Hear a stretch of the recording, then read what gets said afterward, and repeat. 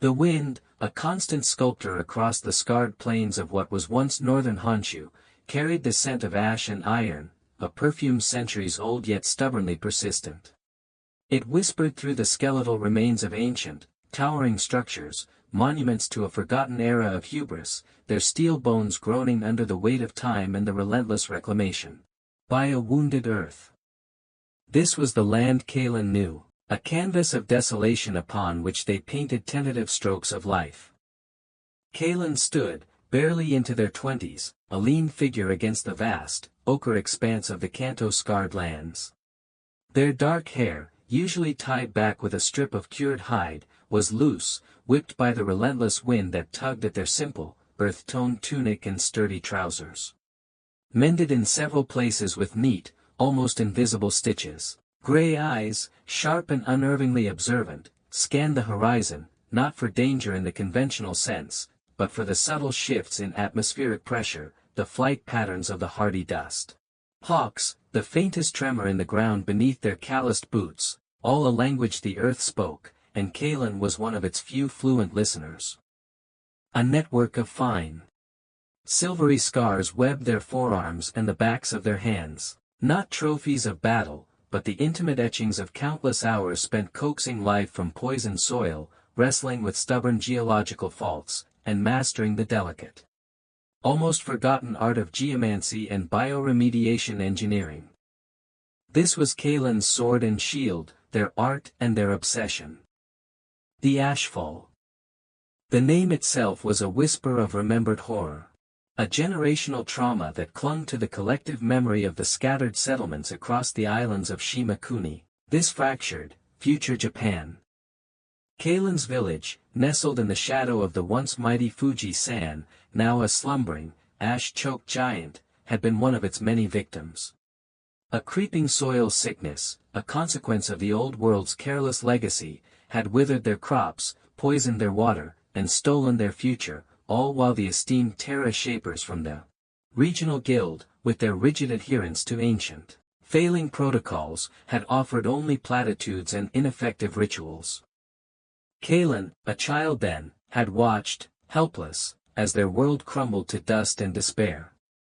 That helplessness had forged an iron resolve in their young heart, never again. Now, years later, that resolve had borne fruit, albeit in solitude. Here, in the Kanto-scarred lands, a place most deemed cursed beyond redemption, Kalen had carved out a small sanctuary, a testament to their burgeoning mastery. Patches of vibrant green, hardy pioneer flora Kalen had meticulously cultivated, clung to the ochre soil like defiant emeralds. A carefully engineered series of sonic emitters, powered by geothermal vents Kalen had painstakingly tapped, hummed a low, resonant frequency that seemed to suit the very earth. Encouraging growth where only desolation had reigned, but the quiet hum of their solitary work was about to be shattered. A battered wind skiff, its patched sail straining against the gale, had been sighted days ago, making its slow, arduous journey towards Kalen's isolated domain. Such visitors were rare, and usually portended ill. The skiff finally beached itself on the shores of the brackish, half-reclaimed Lake Kalen had been nursing back to health. A lone figure, cloaked and weathered, disembarked, their movements stiff with exhaustion. It was Jean, an elder from the Hanami Fields, a collection of fertile islands far to the south, renowned for their unique, lumina rice paddies. Jin's face, when he finally lowered his hood, was a mask of grief and desperation. Kalen-sama, he began, his voice raspy. The rust blight. It returns. Worse than before. Hanami Fields. They die. He spoke of vibrant paddies turning the color of dried blood, of the guild of certified Terra Shapers, led by the august Master Reese, dispatching teams who, despite their pronouncements and ceremonial soil turnings, had achieved nothing. The Lumina rice, a staple for half a dozen southern settlements, was failing. Famine, Jean whispered, was no longer a fear, but an approaching certainty. Kalen listened, their gray eyes fixed on Jin's, the wind momentarily forgotten. The memory of the Ashfall, of the hollow-eyed hunger in their own village, rose unbidden. This was not just a challenge to their art. It was an echo of their deepest wound. The guild's failure was a familiar refrain. Their rigid adherence to the Codex of Reclamation, a tome compiled centuries ago and treated as immutable scripture, often blinded them to the nuanced, ever-changing language of the wounded earth. The guild's methods are insufficient for this strain, Kalen stated, not with arrogance, but with the calm certainty of one who had seen such failures before.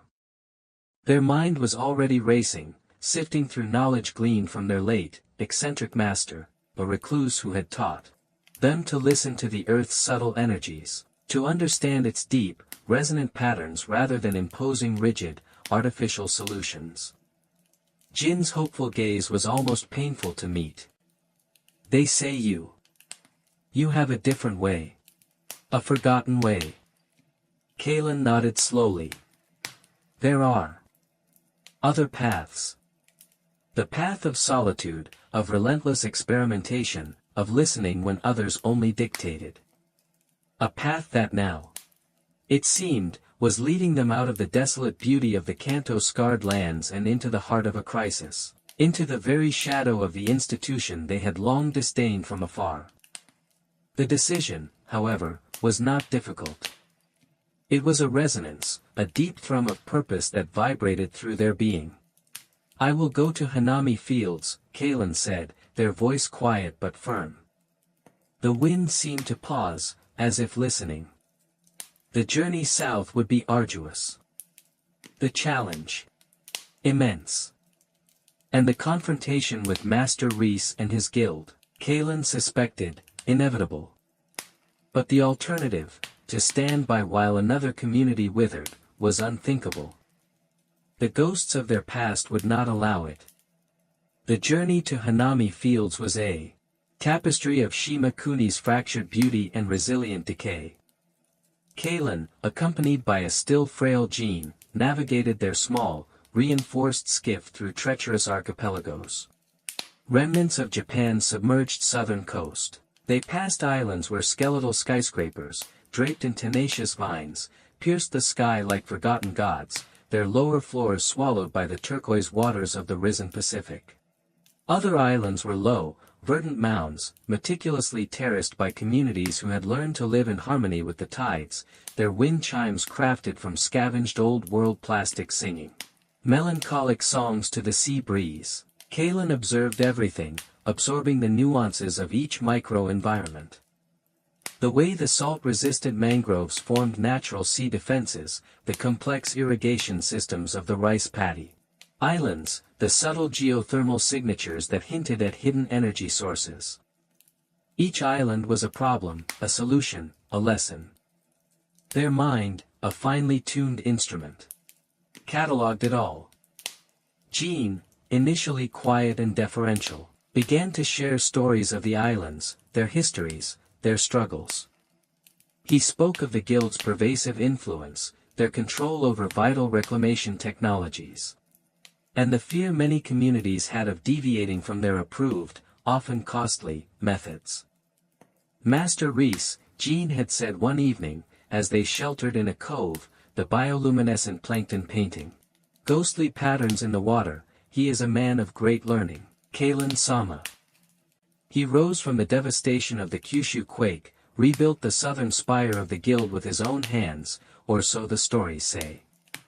He believes the Codex is the only shield against another collapse. Kalen listened, their expression unreadable. Belief can be a powerful shackle, Jean-san, when it blinds one to new truths.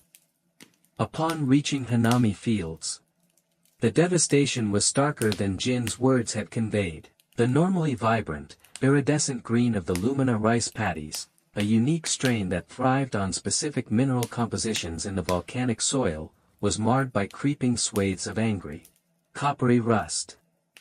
The air hung heavy with the smell of decay and despair. Villagers, their faces etched with worry, moved like ghosts through their dying fields. A contingent of guild terra shapers, clad in their formal gray robes, were present, conducting soil tests with ornate, cumbersome equipment, their expressions a mixture of officious concern and subtle frustration. Kalen, dressed in their usual practical attire, drew curious and, from the guild members, dismissive glances. Their youth, their lack of guild insignia, their quiet, almost unassuming presence, all marked them as an outsider. An irrelevance. The local guild overseer, a portly man named Kenji, approached them with an air of strained politeness. "Jin-san, you return. And this person?" he asked, his gaze lingering on Kalen's scarred hands. "This is Kalen-sama, from the Kanto region," Jin replied, a note of defiance in his voice. "They have come to offer assistance." Kenji scoffed, a small, wheezing sound. "Assistance, the guild's finest are already at work. Master Reese himself has consulted on this matter. This is a complex pathogen, requiring adherence to strict codex protocols." What could an independent possibly offer? Kalen met Kenji's gaze directly. "Perhaps a perspective not bound by the codex. Overseer San." For days, Kalen walked the blighted fields, often alone, from dawn till dusk. They did not use grand equipment. Instead, they knelt, sifting the rust-colored soil through their fingers, observing the patterns of the blight spread, the health of the few resistant plants. They placed small, hand-carved wooden resonators at key points, listening to the subtle vibrations of the earth, the stressed hum of the dying rice. They collected samples of water, of the blight itself, analyzing them not with complex chemical assays, but with an almost preternatural sensitivity, discerning minute changes in energy patterns. In resonant frequencies, the guild members watched with a mixture of scorn and suspicion. "Witchcraft," one muttered. "Superstitious nonsense."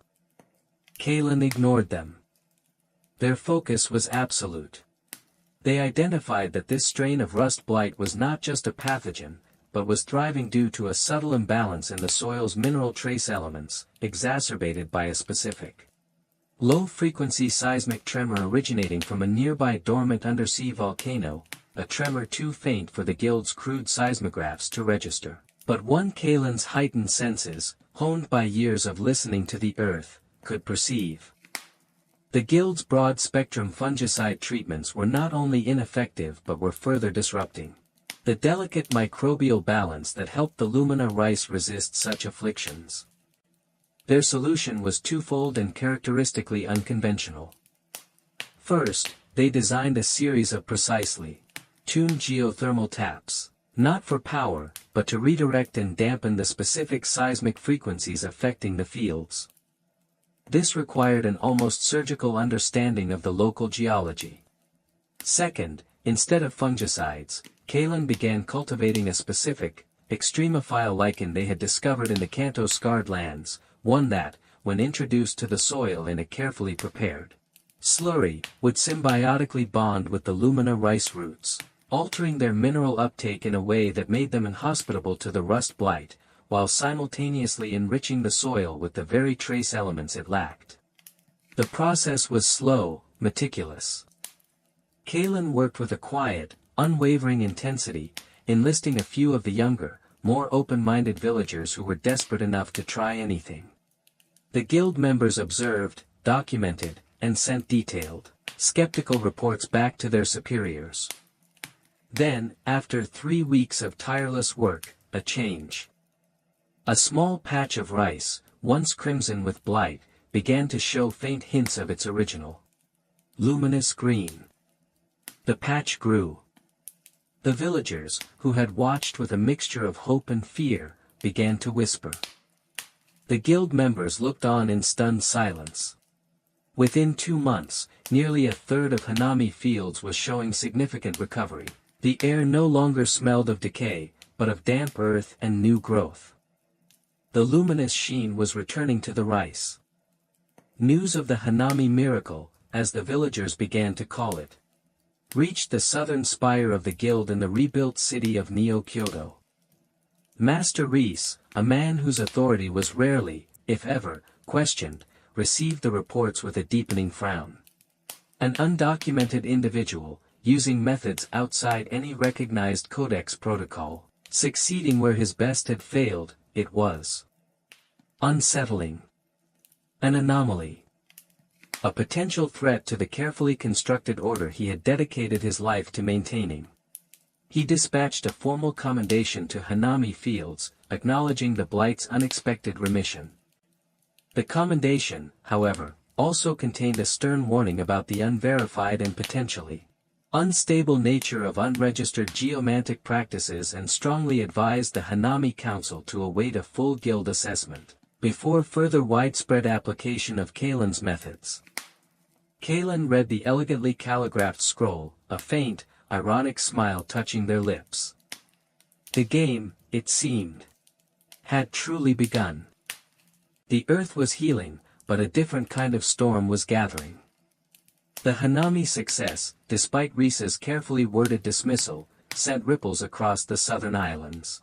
Whispers of Kalen's unconventional methods, of a way that listened to the earth rather than commanding it, began to spread through the inter-island trade routes, carried by odd fishermen and grateful Hanami farmers. Kalen, however, felt no triumph, only a quiet affirmation and a growing awareness of the vastness of what they still did not know. The guild's reaction, though predictable, highlighted the institutional inertia they were up against. If their art was to truly take root and flourish, Kalen needed more than isolated victories. They needed deeper understanding, a more complete grasp of the principles their first master had only hinted at. Jean, now a fervent believer, spoke of legends, fragments of tales about the old weavers, pre-collapse masters of geomancy whose knowledge was said to be far more profound than even the guild's carefully curated codex. They say, Jean mused, his eyes distant, that some of their wisdom might survive, hidden away in the high peaks, with those who chose solitude over the guilds of the Reconstruction. He mentioned the Whisperwind Peaks, a remote, treacherous mountain range on the main island of Honshu, and specifically, a name, Elara. A former guild prodigy who, decades ago, had vanished into those peaks after a public and bitter schism with the then guild leadership over their refusal to explore more intuitive approaches to reclamation. The name resonated with something Kalen had once read in a fragmented text their own master possessed, a footnote about a brilliant, rebellious geomancer who believed the earth possessed a conscious energy, ki, that could be harmonized with, not just manipulated. The journey to the Whisperwind Peaks was a different kind of challenge. Gone were the open seas, replaced by dense, ancient forests clinging to precipitous slopes, rivers that carved deep, mist-filled gorges, and a silence broken only by the cry of unseen birds and the wind itself, which gave the peaks their name.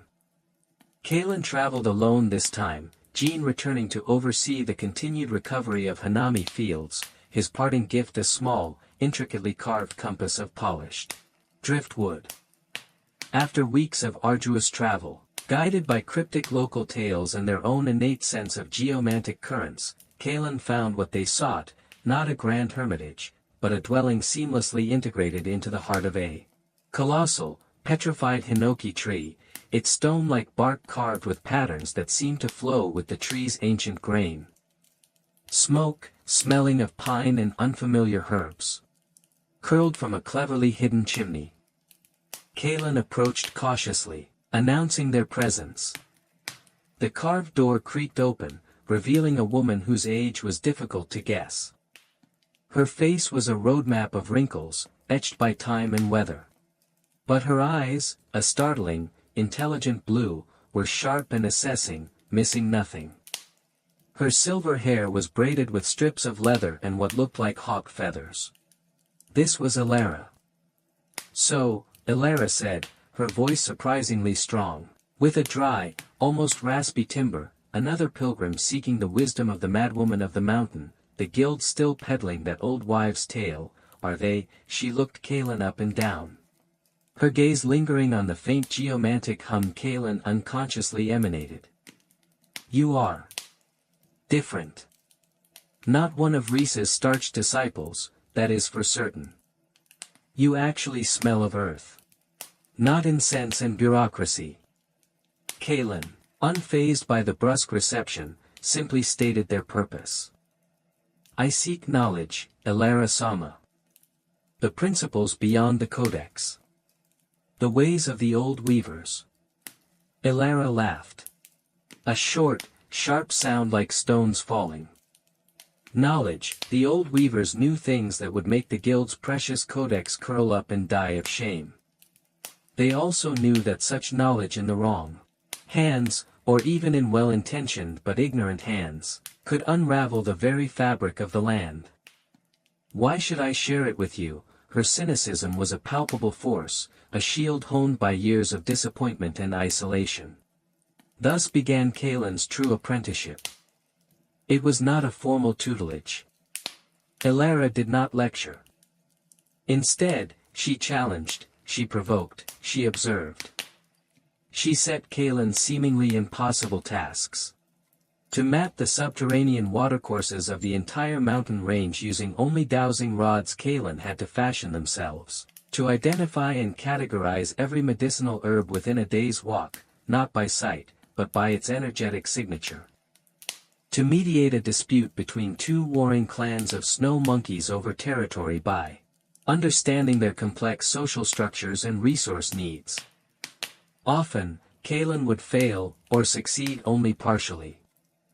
Elara would offer no comfort, only a cryptic comment or a cutting observation. You think too much with your head, child. The earth does not reason. It is. Feel its rhythm, do not try to impose your own. Or, power without wisdom is a wildfire. You have a spark. Don't let it consume you. Or everything around you. Slowly, painstakingly, Kaelin began to understand. Elara was teaching them not just techniques, but a way of being. She pushed them beyond the analytical, the mechanical, into the realm of intuition, of deep empathy with the living systems around them. She showed Kaelin ancient, weathered scrolls, not of the guild, but far older, written in a script that seemed to mimic the flow of wind and water. These texts spoke of song lines, of dragon veins, the major arteries of terrestrial energy, and of how the old weavers could harmonize these energies to create abundance. Heal devastation, or even, it was rumored, influence weather patterns. Elara also shared fragments of her own story. Her brilliance within the guild, her frustration with its dogmatism, her attempts to introduce more holistic approaches, and the bitter betrayal by colleagues, including a younger, ambitious Reese, who had seen her intuitive methods as a threat to the guild's quantifiable, controllable paradigm. Her schism had not been a choice, but an expulsion, cloaked in accusations of recklessness. Reese, Elara said one evening, staring into the fire, her blue eyes reflecting the flames, he fears what he cannot measure. What he cannot control. He built his power on the illusion of certainty. Your success at Hanami. It was not just an anomaly to him, Kaelin. It was a crack in the foundations of his world. Under Elara's unconventional, often harsh tutelage, Kaelin's abilities deepened exponentially. They learned to not just redirect geothermal energy, but to sense its subtlest qualities, to weave it into the land like thread. They discovered how to use sound not just to stimulate growth, but to neutralize toxins at a molecular level, to communicate with ecosystems in their own resonant language. Their understanding of bioremediation evolved from a science into an art, a dance of co-creation with the earth itself. The seasons turned in the Whisperwind Peaks. Kaelin's lean frame grew harder, their gray eyes gained a new depth, a serenity that overlaid their fierce focus. The impatient edge to their personality began to soften, replaced by a profound patience born of watching mountains erode and forests regrow. One day, Elara handed Kaelin a small, smooth river stone, cool to the touch. You have learned to listen, child. The earth speaks to you now, not just through you. There is little more I can teach you here that you cannot now discover for yourself. Her voice was gruff, but there was an undeniable warmth in her eyes. The world below needs more than just rescued fields. It needs a fundamental shift in how it sees itself. Its relationship with this living planet, perhaps. Perhaps you are the one to show them. Kaelin knew it was time to leave. The knowledge they now possessed was a responsibility, a heavy, precious weight. As they prepared to depart, Elara gave them one final gift, a satchel containing several of her oldest, most treasured scrolls. Guard these well. They are not for the guild's dusty archives. They are for those who will use them, wisely. And a final, enigmatic warning, Rhys will not have been idle. He will see you not just as a nuisance now, but as a genuine threat. Be wary. The guild's reach is long, and its memory, when it comes to perceived heresies, even longer. Kaelin descended from the Whisperwind Peaks, no longer just a skilled practitioner, but a conduit for a deeper, more ancient wisdom. The challenges ahead would be immense, the opposition formidable, but now, they carried not just their own resolve, but the echoes of the old weavers, and the fierce, reluctant hope of a cynical old woman who had dared to believe again. Descending from the Whisperwind Peaks was like stepping into a world both familiar and irrevocably changed. Kaelin's senses, amplified and refined by Elara's teachings, perceived Shima Kuni with a new, almost overwhelming clarity. The subtle disharmonies in urban settlements, the stressed energy signatures of overfarmed lands, the choked whispers of polluted waterways, all were now starkly apparent. The responsibility Elara had spoken of settled upon Kaelin, not as a burden, but as a compass. News of Kaelin's prolonged absence had, as Elara predicted, not gone unnoticed by Master Rhys. While Kaelin had been immersed in the ancient wisdom of the peaks, Rhys had been consolidating his influence, subtly discrediting the Hanami anomaly as a fluke, a temporary remission that had, conveniently, coincided with the guild's own intensified though ultimately ineffective treatments. He would commission scholarly papers from guild loyalists, reaffirming the infallibility of the codex and warning against the dangers of unregulated geomantic charlatanism. The message was clear. The guild was the sole arbiter of reclamation, its authority absolute. Kaelin chose their next project with careful deliberation. Not a direct confrontation, not yet. Instead, they traveled to the sunken coast of Izu, a region of once thriving fishing villages now slowly succumbing to rising sea levels and coastal erosion, their ancient sea walls, built according to guild specifications centuries ago, proving woefully inadequate against the changing ocean dynamics. The local fishing cooperative, desperate and largely ignored by the resource-strapped regional guild chapter, had heard the whispers from Hanami and sent out a plea. Here, Kaelin did not just repair. They imagined. Instead of simply reinforcing the crumbling concrete barriers, Kaelin designed and implemented a system of living breakwaters. This involved cultivating and strategically placing vast beds of genetically enhanced, fast-growing coral and mangrove species, their root systems interwoven with bioluminescent organisms that not only stabilized the seabed and absorbed wave energy but also attracted diverse marine life, revitalizing the depleted fishing grounds. It was a solution that worked with the ocean, not against it, a dynamic, self-repairing system that was both ecologically sound and breathtakingly beautiful, especially at night when the breakwaters glowed with an ethereal light. The success at Izu was undeniable and, more importantly, visible. Fishermen brought in larger catches. The relentless encroachment of the sea slowed, then halted. Villages that had been preparing for evacuation began to reinvest, to rebuild. And this time, Kaelin ensured their methods were meticulously documented, not in the guild's arcane terminology, but in clear, accessible language, with diagrams and data shared openly with the Izu communities. Rees could no longer dismiss Kalen's work as a fluke. The Aizu project was a direct refutation of the guild's static, expensive, and often failing coastal defense strategies. His response was swifter, sharper.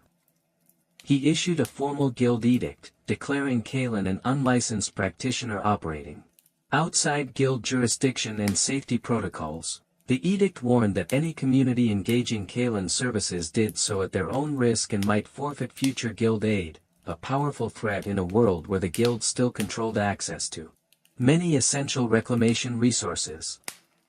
This edict, intended to isolate Kalen, had a mixed effect. Some communities, cowed by the guild's power, shied away. But others, particularly those who had already benefited from Kalen's work or were desperate enough to defy the guild, saw it as an act of tyrannical overreach. A quiet network of support began to form around Kalen, facilitated by Jean from Hanami Fields and the grateful leaders of Aizu. They shared resources, passed along requests for Kalen's expertise, and discreetly funneled information about the guild's movements. Elara's scrolls proved invaluable. They contained not just geomantic principles, but also surprisingly astute observations on social dynamics, on how to introduce disruptive ideas into resistant systems, wisdom gleaned from the old weaver's own struggles against the dogmatists of their time. Kalen learned that direct confrontation was not always the most effective path. Sometimes, demonstrating a better way, empowering local communities with knowledge, and allowing success to speak for itself was a more potent force for change. Kalen's next major undertaking was in the arid, wind-scoured plains of the Sendai caldera, an area that had been a breadbasket before the old world's climate shifts turned it into a near-desert. Guild attempts to irrigate it via massive, energy-intensive desalinization plants and aqueducts had been ruinously expensive and largely unsustainable. Kalen, drawing on Elara's teachings about subterranean water tables and atmospheric moisture harvesting, proposed a radically different approach. They identified deep, untapped aquifers using geomantic dowsing techniques that baffled guild hydrologists. Then, instead of massive pumps, Kalen designed a network of wind harvesters, towering, elegant structures crafted from locally sourced bamboo and woven with specific metallic filaments that drew moisture directly from the air, especially during the night, channeling it into underground cisterns. Combined with drought-resistant crops, Kalen helped the local clans cultivate, and soil enrichment techniques using microbial consortia. The Sendai caldera began, slowly, impossibly, to bloom.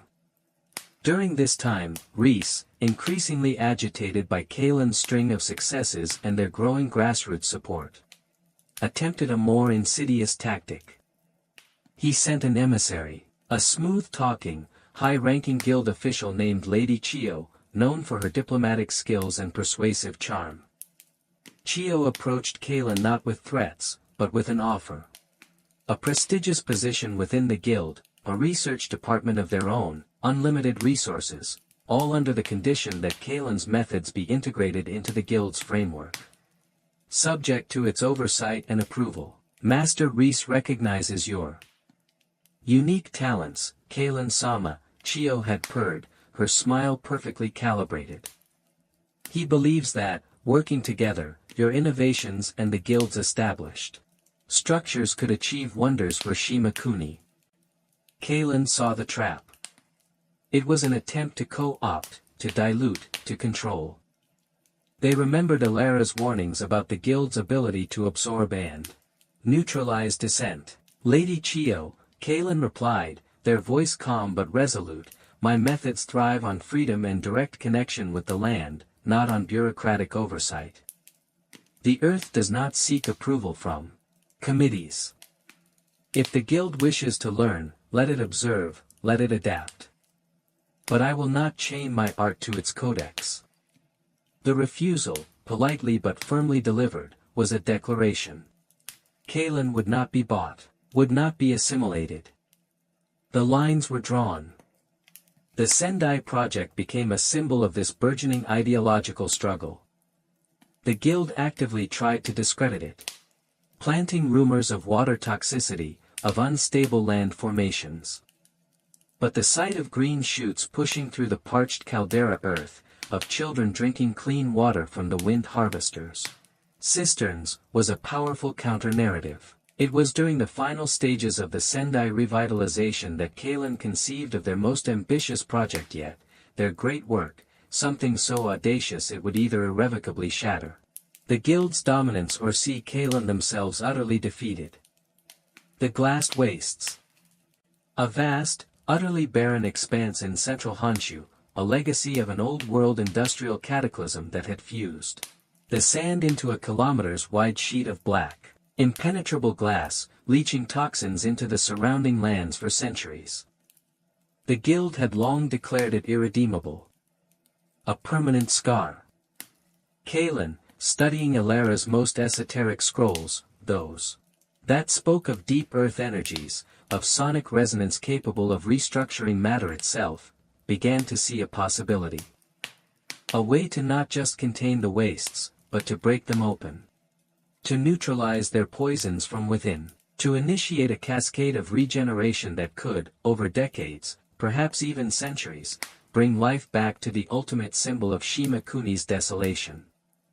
They began to design the Genesis engine. Ilara, whom Kalen had kept informed through trusted couriers, sent back a rare message of explicit warning. The glassed wastes are not just land, Kalen. They are a wound in the planet's soul. To meddle there, it is to dance with forces that could consume you, and Reese. He will see this as an act of ultimate hubris, an unforgivable challenge to the very idea of limits, of order. He will stop at nothing. Kalen knew. The quiet focus in their gray eyes intensified. This was more than a reclamation project. This was a statement. That no wound was truly permanent, that even the deepest scars could heal, if one had the courage, the knowledge, and the will to try. The personal cost, the solitude of such an undertaking, weighed on them. But the potential, a world less broken, was a siren song they could not ignore. The path to the glassed wastes, Kalen understood, would be their most perilous, and perhaps, their final, duel. The Genesis engine was a concept of breathtaking audacity. It was not a single machine, but an intricate, kilometers-wide network of subterranean geothermal taps. Massive sonic resonators carved from obsidian formations found deep within the Chichibu Mountains, and precisely cultivated microbial colonies designed to break down the vitrified silicates and neutralize the deeply embedded toxins of the glassed wastes.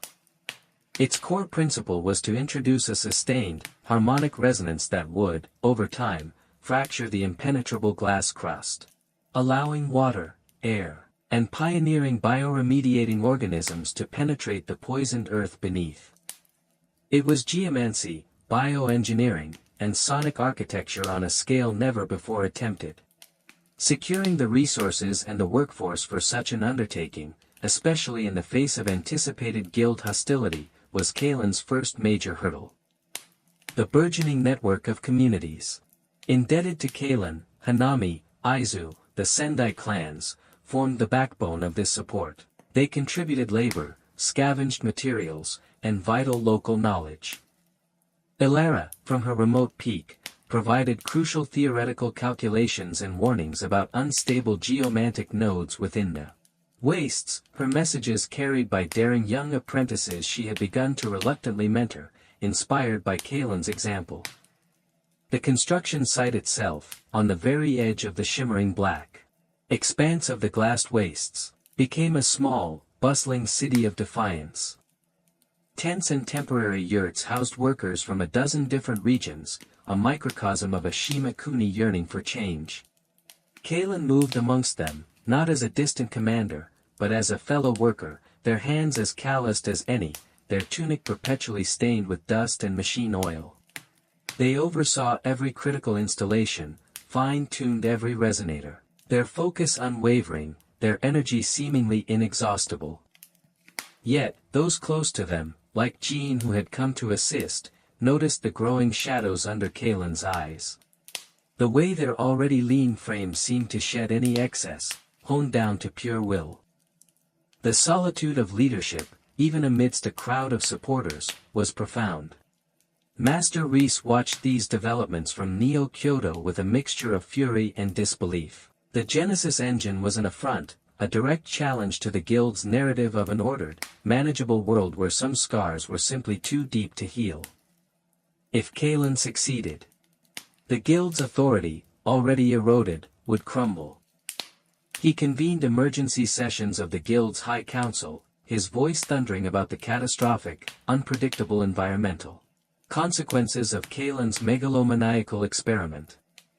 He painted Kalen as a dangerous rogue, a sorcerer tampering with forces beyond mortal comprehension, risking the very stability of Honshu's tectonic plates. His rhetoric found fertile ground among the Guild's conservative factions and those fearful of any radical change. He secured a formal Guild injunction, backed by manipulated environmental impact assessments predicting dire outcomes, widespread seismic instability, atmospheric poisoning, should the Genesis engine be activated. The injunction demanded an immediate cessation of all work and a full Guild audit, effectively a death sentence for the project. Guild enforcers, a rarely deployed quasi-military arm of the institution, were put on high alert. Kalen received the injunction, delivered by a grim-faced Guild messenger, just as the final array of sonic resonators was being calibrated. The deadline for compliance was a mere 72 hours. To stop now would mean the project's slow death, the dispersal of the workforce, the triumph of Reese's fear-mongering. To proceed meant open defiance, risking direct confrontation with Guild enforcers and whatever sabotage Reese might already have in motion.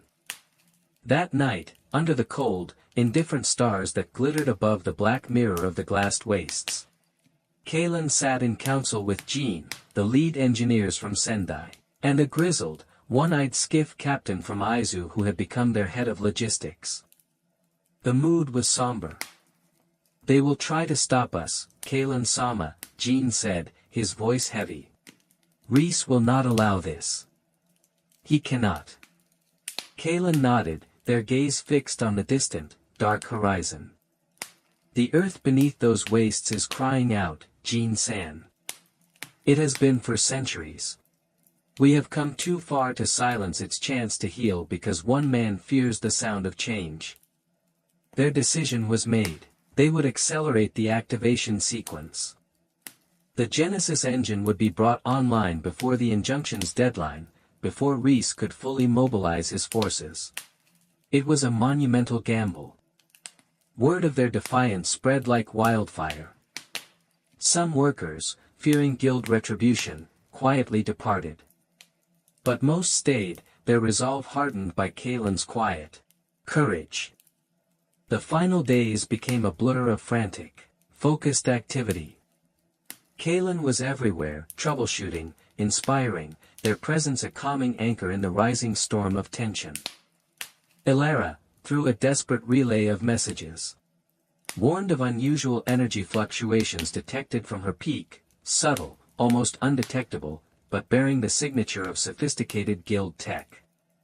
Sabotage, Kalen. They are not just relying on paper threats. Look for something insidious, something that mimics natural failure. The public activation was announced for dawn on the third day. A small crowd had gathered, representatives from allied communities. A few brave independent journalists from the free settlements, and, ominously, a stern-faced contingent of Guild observers, led by Lady Chio, her perfect smile now tight with controlled apprehension.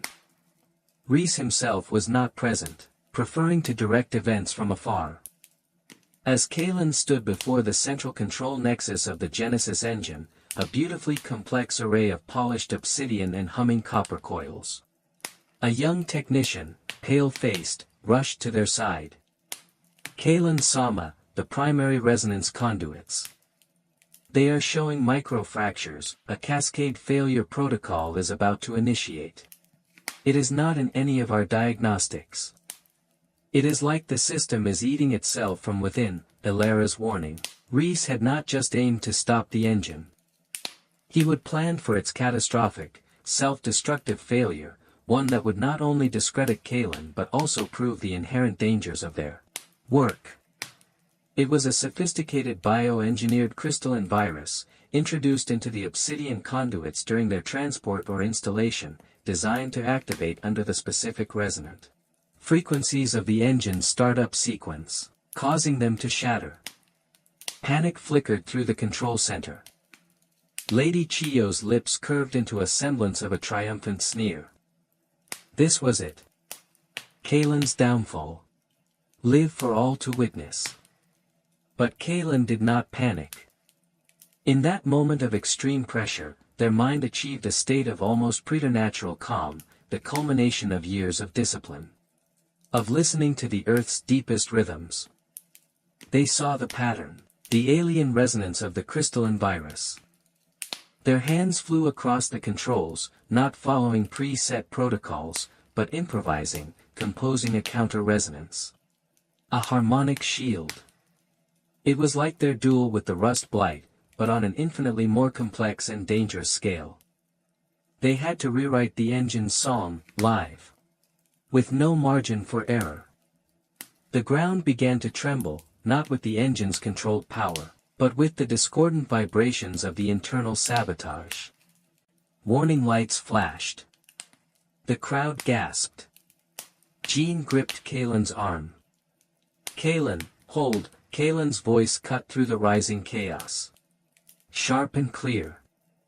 Their eyes were closed, their entire being focused on the flow of energy, on the intricate dance of frequencies. They were no longer just an engineer. They were a conductor, a healer, coaxing a dying system back to life, fighting poison with pure, focused harmony. It was a silent, desperate battle fought in the heart of the machine, against an invisible, insidious enemy. The air crackled with tension. Seconds stretched into eternities. Then, a shift. The discordant tremor lessened.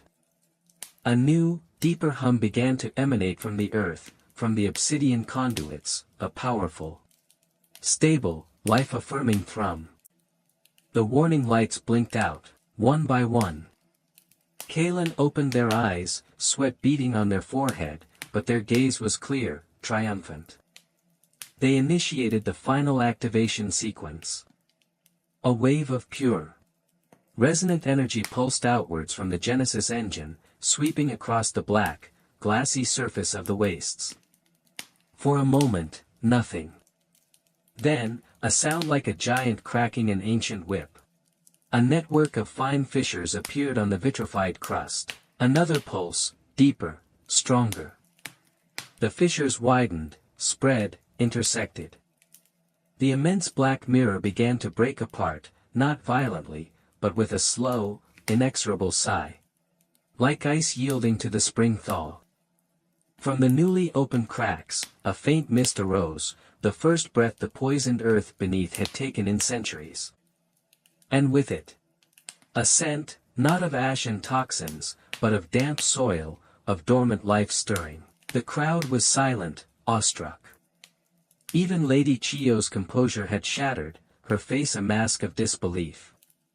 Kalen had not only saved the engine.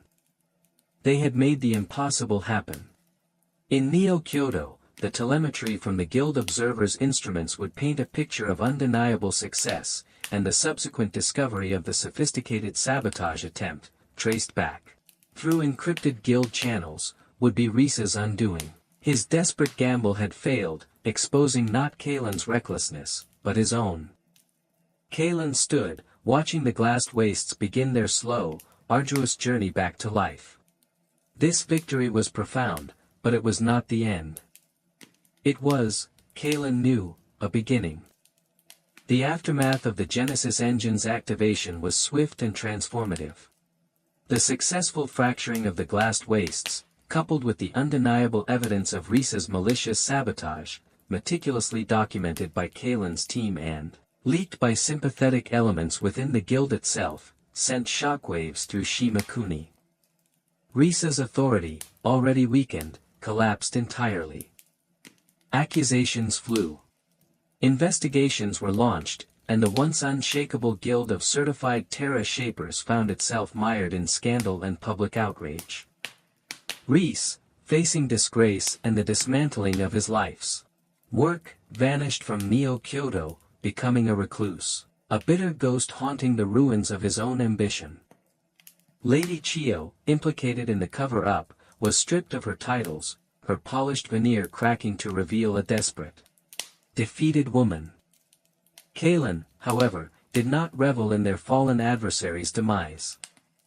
The victory over the glassed wastes, while monumental, brought with it a profound sense of responsibility rather than elation. The initial fracturing was but the first step in a generational healing process. Now came the slow, patient work of bioremediation, of introducing the carefully cultivated microbial colonies, of establishing the pioneer flora that would, over decades, begin to build new soil, to draw out the remaining toxins, to coax life back into the vast, shattered expanse. The guild, in its disgrace, underwent a radical restructuring. Younger, more progressive members, long silenced by Risa's autocratic rule, rose to prominence. They sought out Kalen, not with demands or injunctions, but with humility, asking for guidance, for collaboration. Kalen, true to their principles, did not seek to lead or dominate this new guild. Instead, they advocated for decentralization, for open sharing of knowledge, for a framework that valued empirical results and local adaptation over blind adherence to any single codex, new or old. The Genesis engine became a symbol of hope, a testament to what was possible when courage and innovation dared to challenge entrenched dogma. But Kalen knew that true lasting change required more than just symbols or grand projects. It required a fundamental shift in understanding, a widespread dissemination of the principles Elara had guarded and the old weavers had practiced. With resources now more readily available, and with the grudging respect of even former skeptics, Kalen, with the unwavering support of Jean, the Aizu Cooperative, the Sendai clans, and Elara's growing network of apprentices, established the Open Canopy Institute. It was not a traditional school, nor a new guild.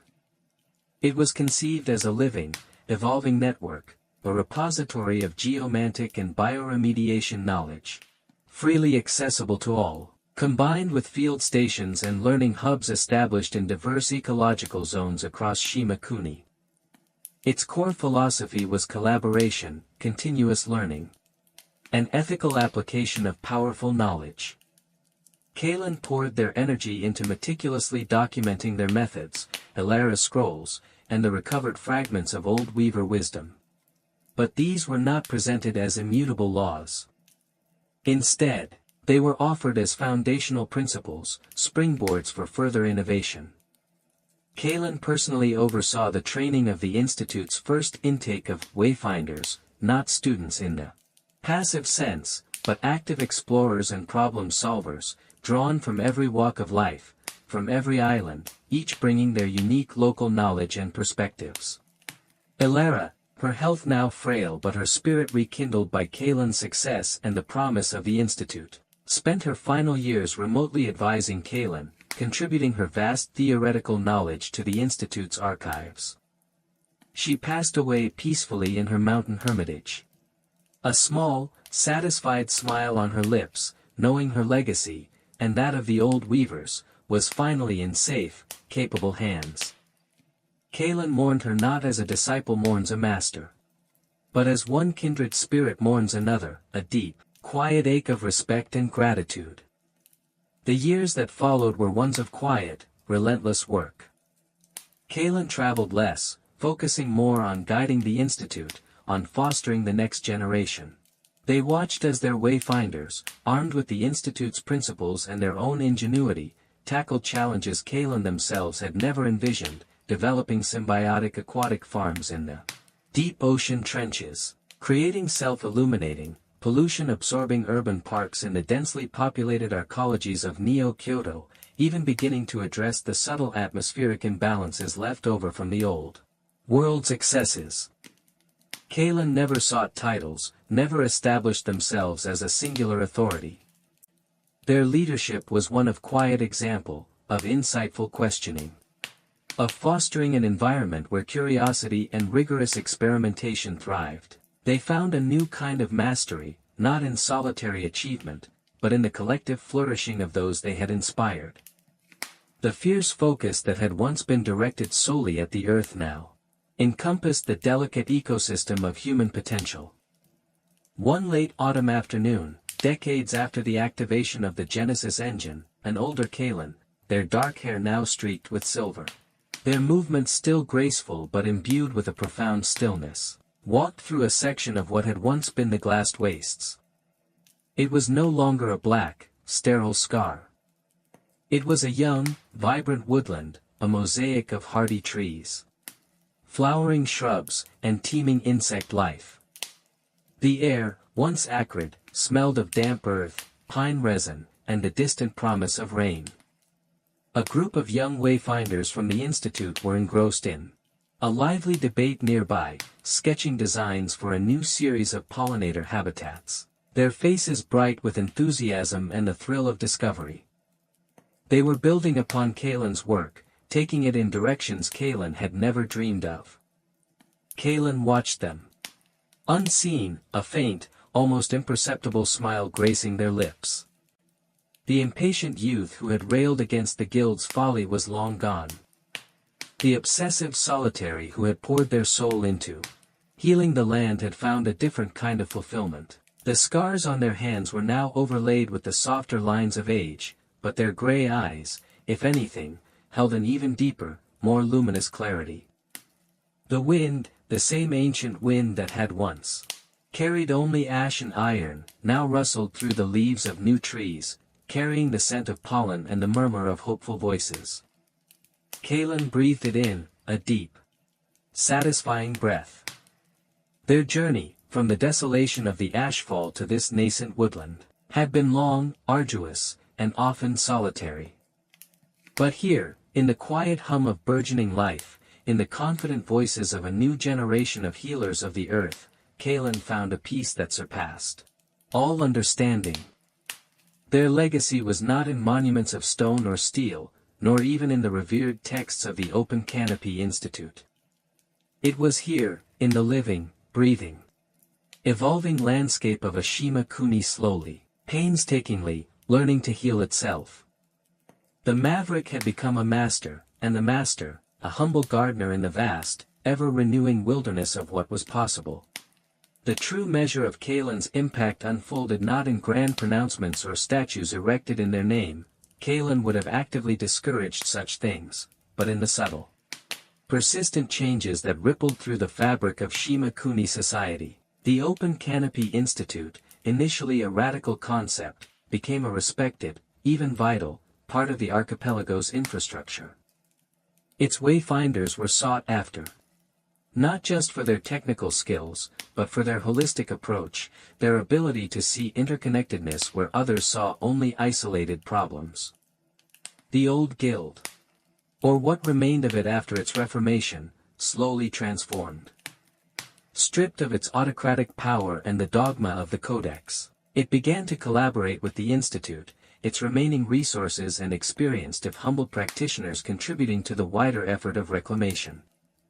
The rigid separation between official and independent knowledge began to blur, replaced by a more meritocratic system where effective solutions, regardless of their origin, were valued. Kalen themselves, while revered, intentionally stepped back from direct leadership of the Institute as they entered their later years. They had planted the seeds, nurtured the early growth. Now it was time for the forest to thrive on its own. They still offered counsel when sought, their insights sharp and profound as ever. But they preferred to spend their time in the quieter corners of Shima Kuni, sometimes revisiting the Kanto-scarred lands, now a patchwork of resilient ecosystems, or wandering the re-greening edges of the former glassed wastes, observing, always learning. Their internal journey had mirrored the external one. The fierce impatience of their youth had mellowed into a deep, abiding patience. The drive to prove their methods, to defy the stagnant order, had given way to a quiet satisfaction in witnessing the flourishing of others. The solitude that had once been a necessary shield for their focused work now felt less like isolation and more like a comfortable companionship with the earth itself. They had learned from Alara that mastery was not a destination, but a continuous unfolding, an ever-deepening conversation with the universe. One of Kalen's most profound later contributions was not a feat of geomancy, but a philosophical treatise, a slim volume simply titled The Resonant Path. It was not a technical manual like the Institute's archives, nor a prescriptive codex. Instead, it was a collection of reflections, observations, and koan-like meditations on the principles of interconnectedness, on listening to the key of all things, on the ethics of intervention, and on the pursuit of harmony not just with the land, but within oneself and within communities. It spoke of the great work not as a single project, but as the ongoing human endeavor to live wisely and compassionately on a shared planet. The resonant path resonated deeply with many, far beyond the practitioners of geomancy. Artists found inspiration in its call for attunement, community leaders in its principles of collaborative problem-solving. Even former guild members in its gentle deconstruction of rigid thinking. It became a quiet bestseller, passed from hand to hand, its simple, elegant prose offering a counterpoint to the often harsh realities of life in a recovering world. Kalen never sought to create a new dogma. The resonant path, they often said to those who asked, is not a map, but a compass. Your own path must be walked by your own feet, guided by your own listening. In their final years, Kalen returned to a small, secluded valley near the Whisperwind Peaks, not far from where Alara's hermitage had stood. They built a simple dwelling, woven from living willow and stone, its energies perfectly aligned with the surrounding landscape. Here, they received occasional visitors, young wayfinders eager for insight, old friends like Jean, now a respected elder statesman of Hanami, even emissaries from the Reformed Guild seeking advice on particularly challenging reclamation projects. Kalen would listen more than they spoke, their gray eyes, now softened by age but still piercingly observant, reflecting the wisdom of a life lived in deep communion with the earth. They taught not through lectures, but through shared silence, through a well-timed question, through the example of their own serene presence. The end came quietly, as the first snows of winter began to dust the high peaks. Kalen was found one morning by a young wayfinder who had come, seeking their counsel, sitting in meditative posture on a moss-covered outcrop overlooking the valley, a faint smile on their lips, their gaze fixed on the distant, snow-capped summit of Mount Fuji-san, no longer a symbol of desolation, but a majestic sentinel in a healing land. Their passing was like the falling of a great, ancient tree, a profound absence, yet one that enriched the soil for future growth. There were no grand funerals. No mournful pronouncements from the Institute, which by then was a self-sustaining entity. Instead, small ceremonies were held across Shimakuni, in the reclaimed fields of Hanami, on the living breakwaters of Aizu, amidst the burgeoning forests of the former glassed wastes. People gathered to share stories of Kalen, to read passages from the resonant path, to plant trees in their memory.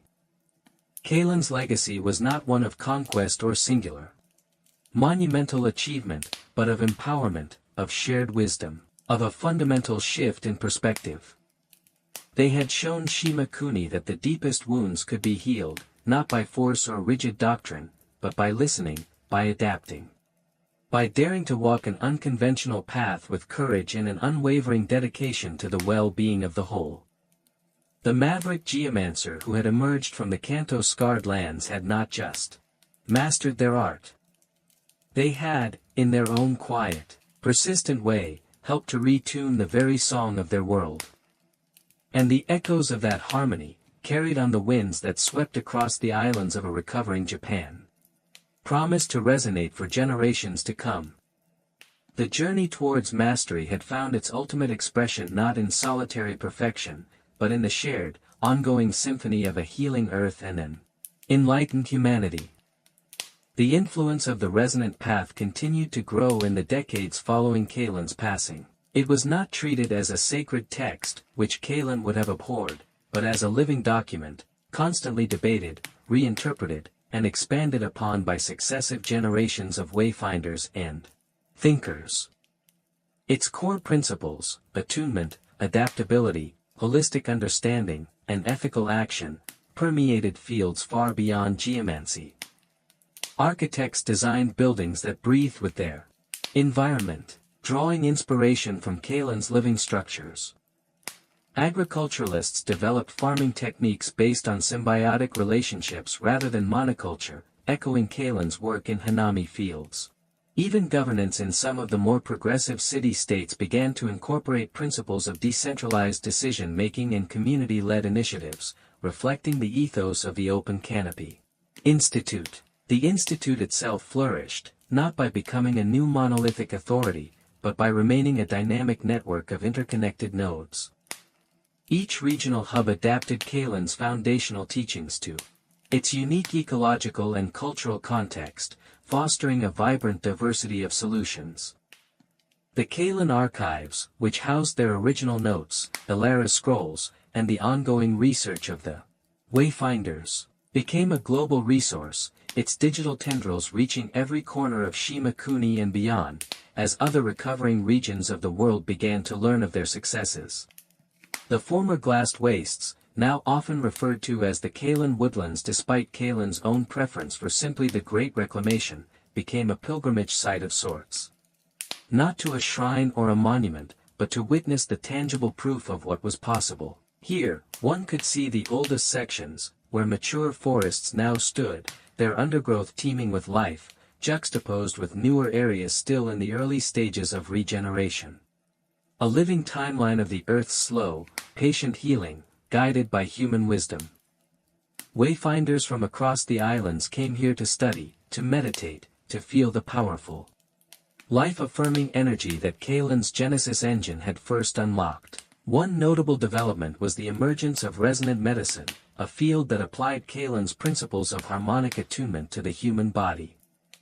Practitioners learned to identify and correct energetic imbalances that contributed to illness, using sound, light, and carefully cultivated botanical remedies, much like Kalen had used sonic frequencies and specific lichens to heal the land. This was a direct, if unforeseen, extension of Kalen's holistic worldview. The Reformed Guild, now often called the Guild of Collaborative Reclamation, worked in close partnership with the Institute. The old rivalries had faded, replaced by a shared sense of purpose. They focused on standardizing best practices derived from successful field applications, ensuring safety and efficacy. But always with an emphasis on local adaptation and continuous improvement, a far cry from the rigid dogma of Reese's era. Even the memory of Master Reese underwent a slow transformation. While his autocratic methods and destructive sabotage were condemned, some later scholars began to analyze his actions with a more nuanced perspective, seeing him not as purely evil, but as a tragic figure, a product of his time, whose fear of chaos and desperate clinging to perceived order ultimately blinded him to the possibility of beneficial change. His story became a cautionary tale, studied within the Institute as an example of how even well-intentioned leadership could falter if it lost its capacity to listen and adapt. Kalen's personal story, too, was told and retold. Not as a myth of an infallible hero, but as the journey of a deeply human individual who, through extraordinary dedication, profound loss, and relentless self-cultivation, had achieved a rare synergy of skill and wisdom. Children in remote island schools learned of the orphan from the Ashfall who listened to the earth's whispers, of the maverick who dared to challenge the old ways, of the quiet master who taught that the greatest power lay not in control, but in harmony. The fine scars on Kalen's hands, once a mark of solitary, arduous practice, became symbolic. They represented the intimate, often painful, engagement required to truly understand and heal a wounded world. They spoke of a mastery earned not through detached theorizing, but through direct, embodied experience. The spirit of Kalen's maverick nature lived on in the Institute's encouragement of radical listening, the practice of approaching every problem, every ecosystem, every community, with a beginner's mind, free from preconceived notions, ready to perceive the unique underlying patterns and needs. This was seen as Kalen's most vital intellectual legacy. And so, Shima Kuni continued its slow convalescence. The scars of the Great Collapse and the centuries of struggle were still visible. But they were increasingly interwoven with the vibrant green of reclaimed lands, the clear waters of purified rivers, and the resilient ingenuity of its people. Kalen's journey, from a solitary innovator to the catalyst for a widespread awakening, had demonstrated that even in a world fractured by catastrophe and constrained by rigid tradition, the path towards ultimate mastery and philosophical enlightenment was not only possible but essential. And its culmination was not in personal glory, but in the quiet, enduring hum of a world finding its resonance once more, a lasting legacy whispered on every healing breeze. The Maverick's song had become the planet's own. As another century turned, the name Kalen was synonymous with the great renewal of Shima Kuni. The Kalen woodlands were a mature, thriving ecosystem, a testament to the long-term vision of the Genesis engine. The Open Canopy Institute had evolved further, its influence spreading beyond the archipelago as delegations from other recovering nations arrived. Eager to learn the principles of resonant ecology, Shima Kuni, once a collection of struggling island states, had become a beacon of sustainable living and innovative reclamation, its recovery largely attributed to the paradigm shift Kalen had initiated. The character of Kalen themselves became subject to a gentle mythologizing, despite their preference for unadorned truth. Folk tales emerged, Kalen calming storms with a gesture. Kalen speaking the language of birds and stones. Kalen walking through blighted lands and leaving trails of flowers in their wake. The core of truth, their profound attunement to natural forces, was embellished by the human need for wonder. Yet, the Institute, true to Kalen's spirit, always gently steered discourse back to the principles, the methodologies, and the collaborative effort, rather than deifying the individual. The path is the teacher, not the first walker, became a common saying. One significant societal shift was the decline of centralized, resource-hoarding power structures. Kalen's success had been built on empowering local communities, on sharing knowledge openly. This ethos had gradually eroded the foundations of overly bureaucratic or authoritarian regimes. The interconnectedness Kalen had championed in ecological systems found a parallel in human systems, with greater emphasis on cooperative networks and grassroots initiatives. The practice of geomantic ethics, a core component of the Institute's curriculum and heavily influenced by the resonant path, became a guiding framework for all large-scale development projects. It posed critical questions: what is the key of this place, what are its inherent needs and limits? How can human intervention enhance, rather than diminish, its vitality? What are the long-term consequences, 7 generations hence? This thoughtful, almost reverent approach to interacting with the environment was perhaps Kalen's most profound and enduring gift. In the archives of the Institute, a young wayfinder named Sora, tasked with cataloging some of Kalen's earliest, pre-Hanami field journals, stumbled upon a passage that had been overlooked for generations. It was written in Kalen's familiar, precise script, but the tone was different, raw, almost desperate. It detailed Kalen's initial, solitary struggles in the Kanto-scarred lands.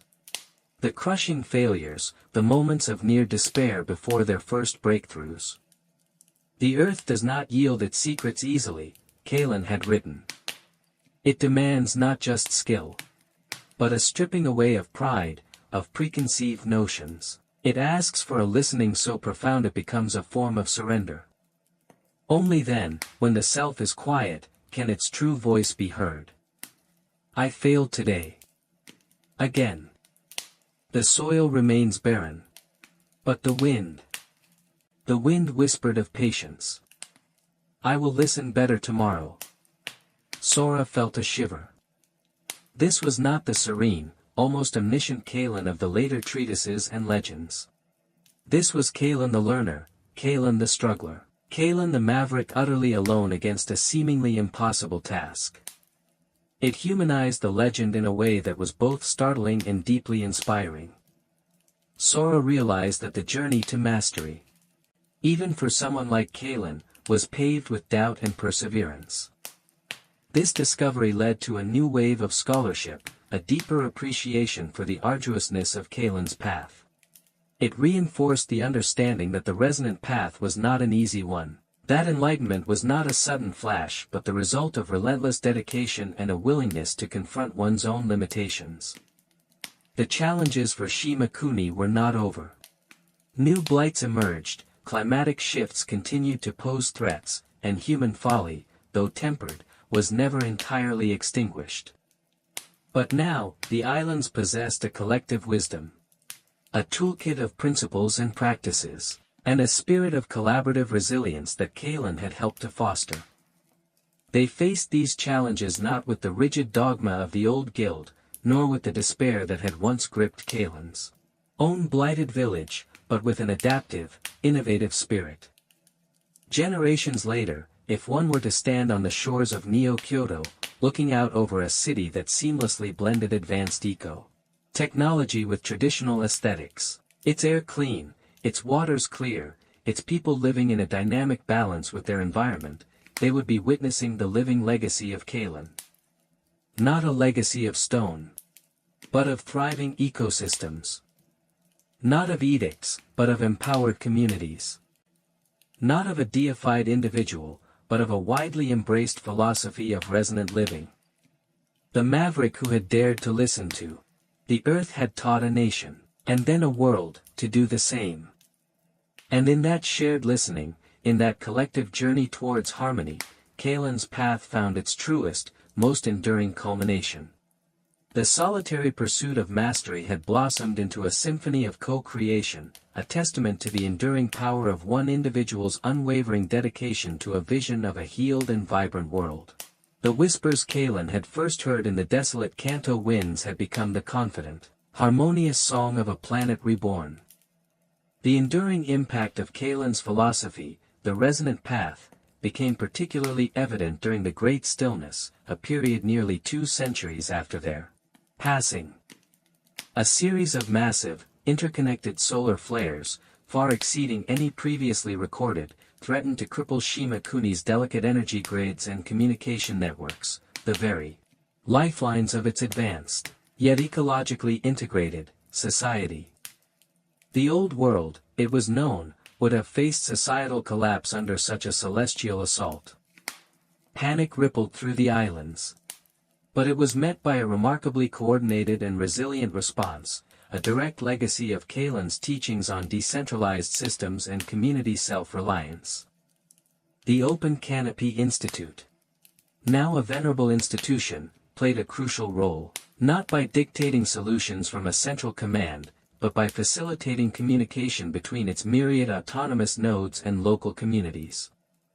Wayfinders, trained in the Kalen ethos of adaptive problem-solving, quickly implemented localized energy buffers, activated dormant geothermal reserves using techniques Kalen had pioneered, and organized resource-sharing networks. Communities that had cultivated strong local food systems and water reclamation projects, a direct result of Kalen's emphasis on self-sufficiency, weathered the disruptions with far greater ease than those still overly reliant on archipelago-wide distribution. What was most remarkable was the way Shima Kuni faced the crisis. There was little of the hoarding, violence, or systemic breakdown that historical records of the old world described in similar situations. Instead, there was a widespread understanding of interconnectedness, a core tenet of the resonant path. Neighbors helped neighbors, communities shared scarce resources, and decisions were made collaboratively, with a focus on the well-being of the collective. The key of society, as Kalen might have termed it. sought balance and mutual support. During the peak of the solar disruptions, when long-range communications were almost entirely severed, an old, almost forgotten practice, story weaving, experienced a resurgence. This was the oral transmission of knowledge, history, and ethical guidance, a tradition that Kalin, in their later years, had subtly encouraged as a way to preserve wisdom beyond written texts or digital archives. Elders, many of them third or fourth generation wayfinders, gathered communities around flickering bioluminescent lamps and recounted the tales of Kalin, not just the grand successes, but the early struggles, the ethical dilemmas faced, the importance of listening to the land and to each other. These stories serve not as mere entertainment, but as living lessons in resilience, adaptability, and community cohesion. The tale of Kalin's confrontation with Master Reese and the guild's institutional inertia was retold with particular emphasis on how Kalin had overcome not through force, but through demonstrating a better way, through patience, and through empowering others. The story of the Genesis engine's sabotage, and Kalin's calm, intuitive response, became a parable for facing unexpected crises with clarity and ingenuity. When the solar flares eventually subsided and Shima Kuni's networks were gradually restored, the archipelago emerged changed. The Great Stillness had been a profound stress test. And the societal structures and philosophies Kalin had helped to seed had not only endured but had proven their profound efficacy. There was a renewed appreciation for local resilience, for the wisdom of ecological integration, and for the quiet strength found in community bonds. A new annex was added to the Kalin archives, dedicated to the lessons of the Great Stillness. It documented not just the technical responses, but the social and ethical ones, further enriching the living legacy of the resonant path. Scholars noted that Kalin's emphasis on adaptability and decentralized systems had, in effect, future-proofed Shima Kuni against a catastrophe that might have devastated a more rigid, centralized civilization. The maverick spirit Kalin embodied, the courage to question, to innovate, to listen to unconventional truths, had become deeply ingrained in the archipelago's cultural DNA. It was not a spirit of reckless rebellion, but of responsible, thoughtful evolution. Even the physical landscape continued to bear Kalin's imprint. The Kalin woodlands, once the glassed wastes, were now so vast and ecologically diverse that they were designated a planetary heritage zone, a living laboratory for studying long-term ecological regeneration. The living breakwaters of Aizu had not only protected the coasts but had fostered entirely new, sustainable aquaculture industries. The wind harvesters of the Sendai caldera, upgraded and refined over generations, supplied fresh water to a thriving agricultural heartland. Kalin's journey, from a solitary, trauma-driven youth to a figure whose wisdom shaped a nation's response to existential threats, centuries later, illustrated the most profound aspect of the niche theme, that true mastery culminates not in personal power, but in a legacy that empowers generations. Their philosophical enlightenment was not an abstract intellectual exercise. It was a deeply practical wisdom that enabled an entire society to navigate crisis with grace and resilience. The young wayfinder, Sora, who had discovered Kalin's early journals, eventually became a respected elder and a renowned story weaver. One of her most requested tales was The Scarred Hands and the Whispering Wind, a poetic recounting of Kalin's life. She would always end it not with Kalin's passing, but with a question to her listeners. Kalin showed us how to listen to the earth, how to heal its deepest wounds, and how to build a society that resonates with its rhythms. The wind still whispers, the earth still speaks. What new songs are waiting to be heard by those who, like Kalin, dare to listen with an open heart and hands willing to do the great work? And so, the biographical journey of the maverick geomancer continued, not in a single life, but in the ongoing life of Shima Kuni itself, a testament to the enduring power of one individual's quest for mastery and enlightenment, and the lasting legacy it could bestow upon a world willing to learn. The maverick had not just shaped their own destiny. They had reshaped the destiny of a nation. The enduring philosophy of the resonant path faced perhaps its most subtle, yet profound, challenge 3 centuries after Kalen. Shima Kuni had achieved a remarkable state of ecological balance and social harmony. The lessons of the Great Stillness were deeply integrated. However, with prolonged stability and widespread understanding of Kalen's principles, a new form of inertia began to creep in, not the rigid dogma of Risa's guild, but a comfortable complacency, a sense that the path had been fully mapped, its wisdom completely distilled. The Open Canopy Institute, while still effective, saw fewer radical innovations. Its wayfinders, though highly skilled, tended to refine existing Kalen-era techniques rather than pioneering entirely new approaches. The resonant path itself, once a dynamic spur to questioning, began to be quoted with a reverence that bordered on uncritical acceptance. There was a subtle, almost imperceptible drift towards treating Kalen's work as a finished canon rather than a living, evolving tradition. It was a young, brilliant, and decidedly unconventional wayfinder named Ren, who first articulated this nascent stagnation. Ren, hailing from the remote, geothermally active volcanic islands of the Aso caldera, possessed a raw, intuitive talent that reminded some elders of the young Kalen. However, Ren's methods were often jarring, even to the Flexible Institute.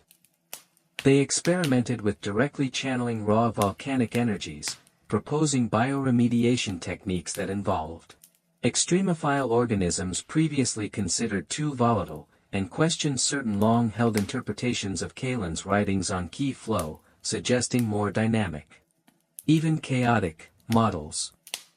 Ren's initial proposals were met with polite skepticism, then growing concern from the Institute's more established councils. Kalen taught us harmony, balance, one elder counselor argued during a tense symposium. Your methods, Ren-san, seem to court instability, to embrace the very chaotic forces Kalen sought to soothe and guide. Kalen also taught us to listen to the Earth's full voice. Ren countered, their eyes bright with fervent conviction, not just its gentle whispers, but its roars, its deep tectonic shifts. The great renewal was born from Kalen's courage to confront the irredeemable. Are we now to declare some energies, some truths, too chaotic for our understanding, just as Reese once declared Kalen's methods too radical? The parallels were uncomfortable but undeniable. Ren was, in many ways, a new Kalen, a maverick challenging a new, albeit gentler, form of orthodoxy, an orthodoxy built upon the very success of the original maverick. The ensuing debate, which came to be known as the Aso controversy, was not about sabotage or power grabs, but about the very soul of Kalen's legacy. Was it a set of perfected techniques, or a perpetual invitation to question, to adapt, to evolve? Many turned to Sora, now a revered grand matriarch of the story weavers, her wisdom as deep as her memory. Sora, after a long period of quiet reflection, addressed the Institute. She did not take sides directly. Instead, she recounted Kalen's early struggles. Reading from the newly rediscovered passages of their Kanto journals, the failures, the doubts, the relentless pushing against perceived limits. Kalen did not arrive at mastery fully formed. Sora concluded, her voice resonating with quiet authority. They forged it in the crucible of trial, error, and audacious listening. The resonant path is not a destination plaque. It is a signpost at the beginning of countless diverging trails, each demanding its own courage, its own unique resonance. If Kalen were here, would they tell Ren to quiet their challenging song, or would they lean closer, and listen with that fierce, open curiosity that remade our world? Sora's words catalyzed a profound re-examination within the Institute and Shima Kuni at large. It became clear that Kalen's true legacy was not a static body of knowledge, but the spirit of fearless inquiry and adaptive mastery. Ren was given the resources and a secluded, well-monitored volcanic zone to test their theories. Not all their experiments succeeded. Some were indeed too volatile, leading to controlled setbacks and valuable, if harsh, lessons.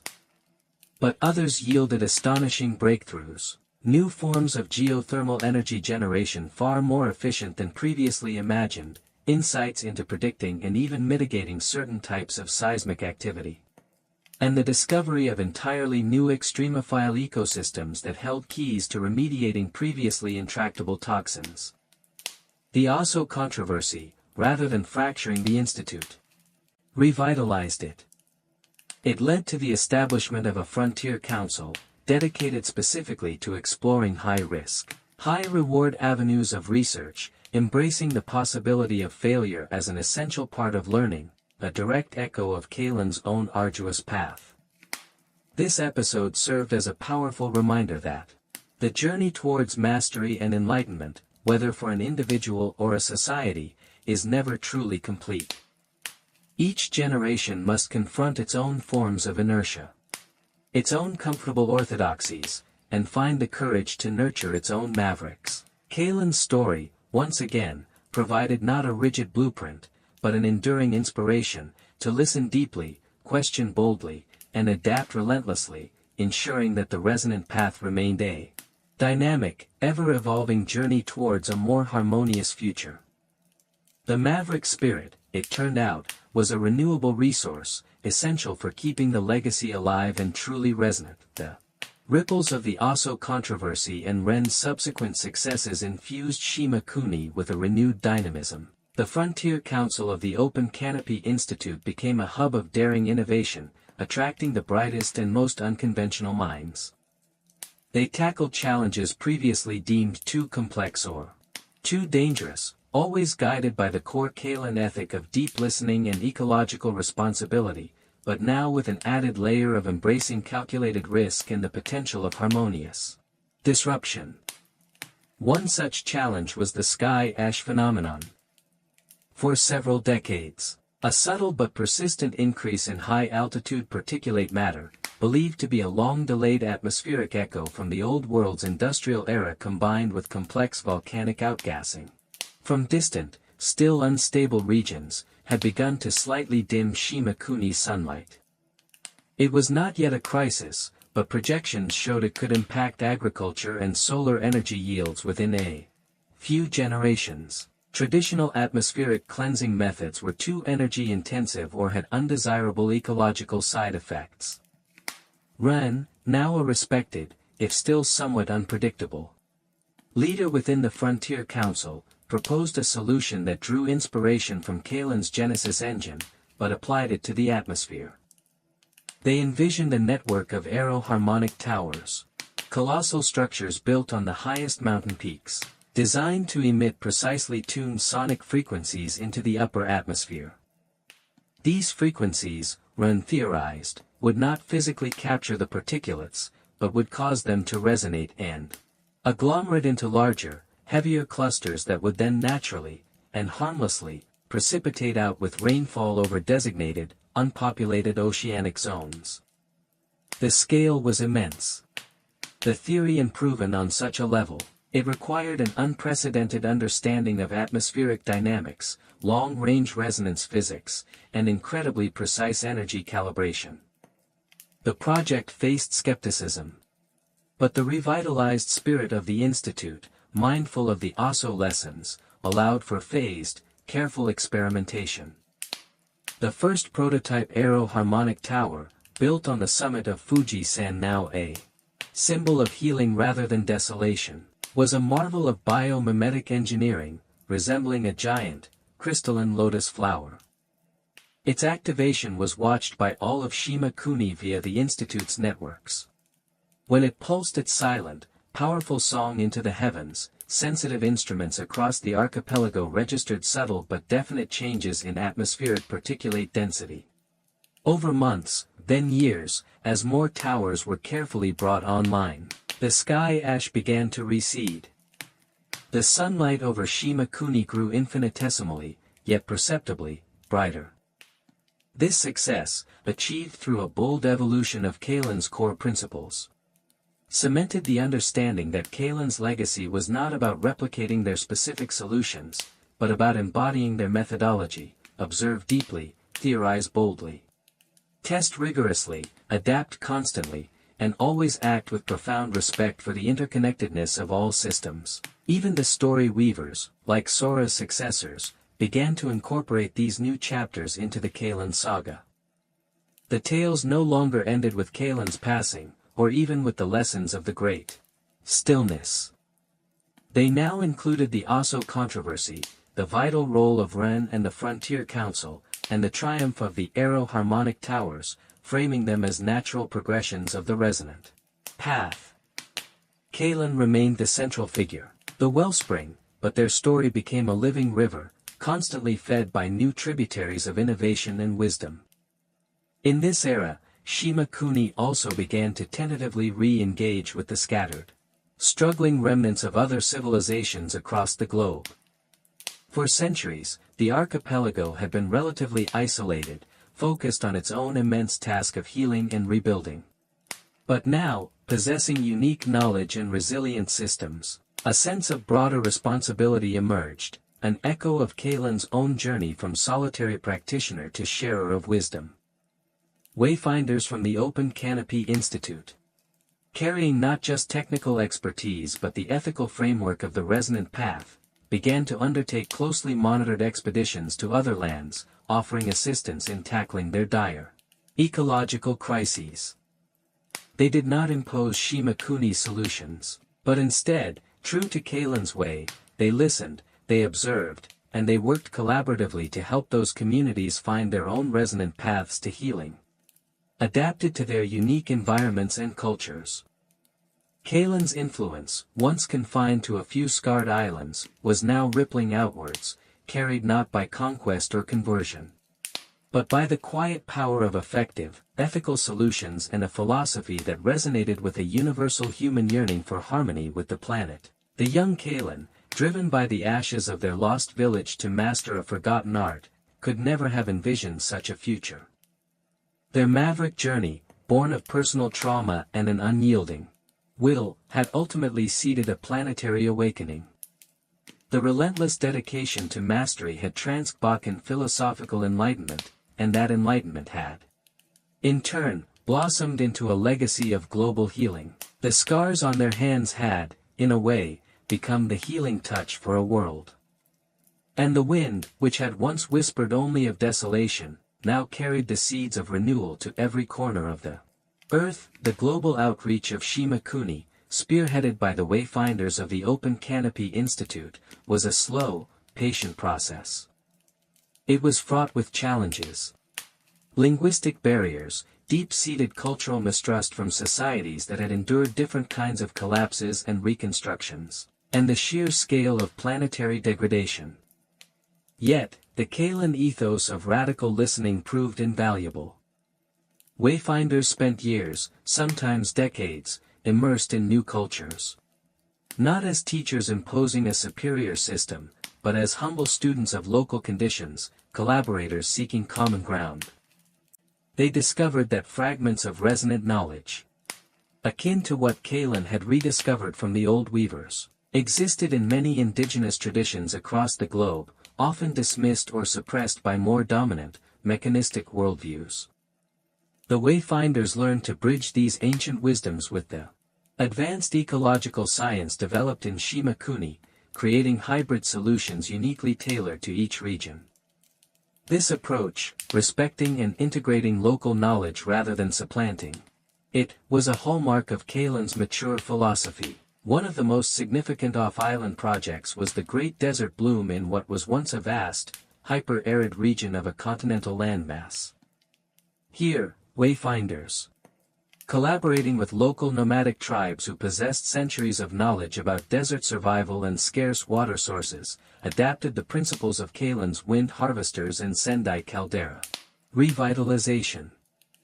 They did not just build Shima Kuni structures. They co-designed new systems using local materials, integrating tribal knowledge of drought-resistant flora and ancient water channeling techniques.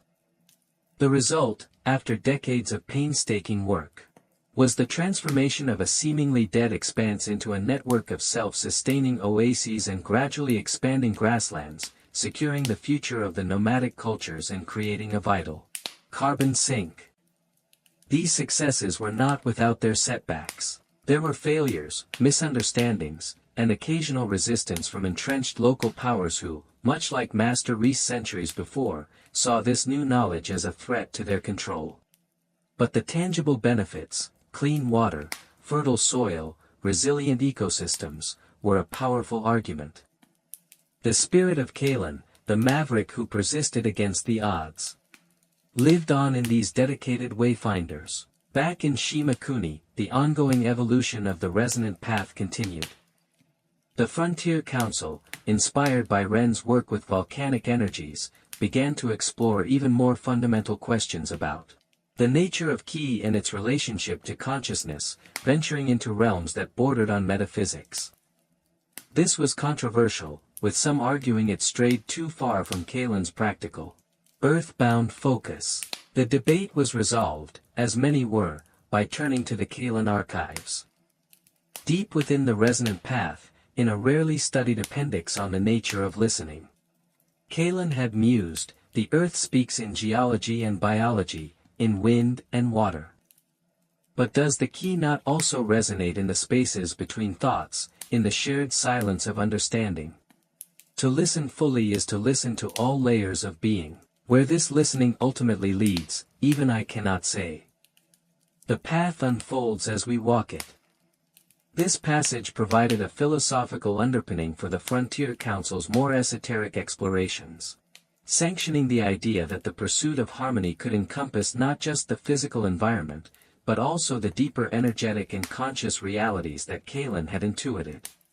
It was another testament to the profound, multi-layered wisdom Kalan had achieved, a wisdom that continued to guide and inspire centuries after their physical life had ended. The story weavers, in this era, began to emphasize Kalan's internal journey more explicitly.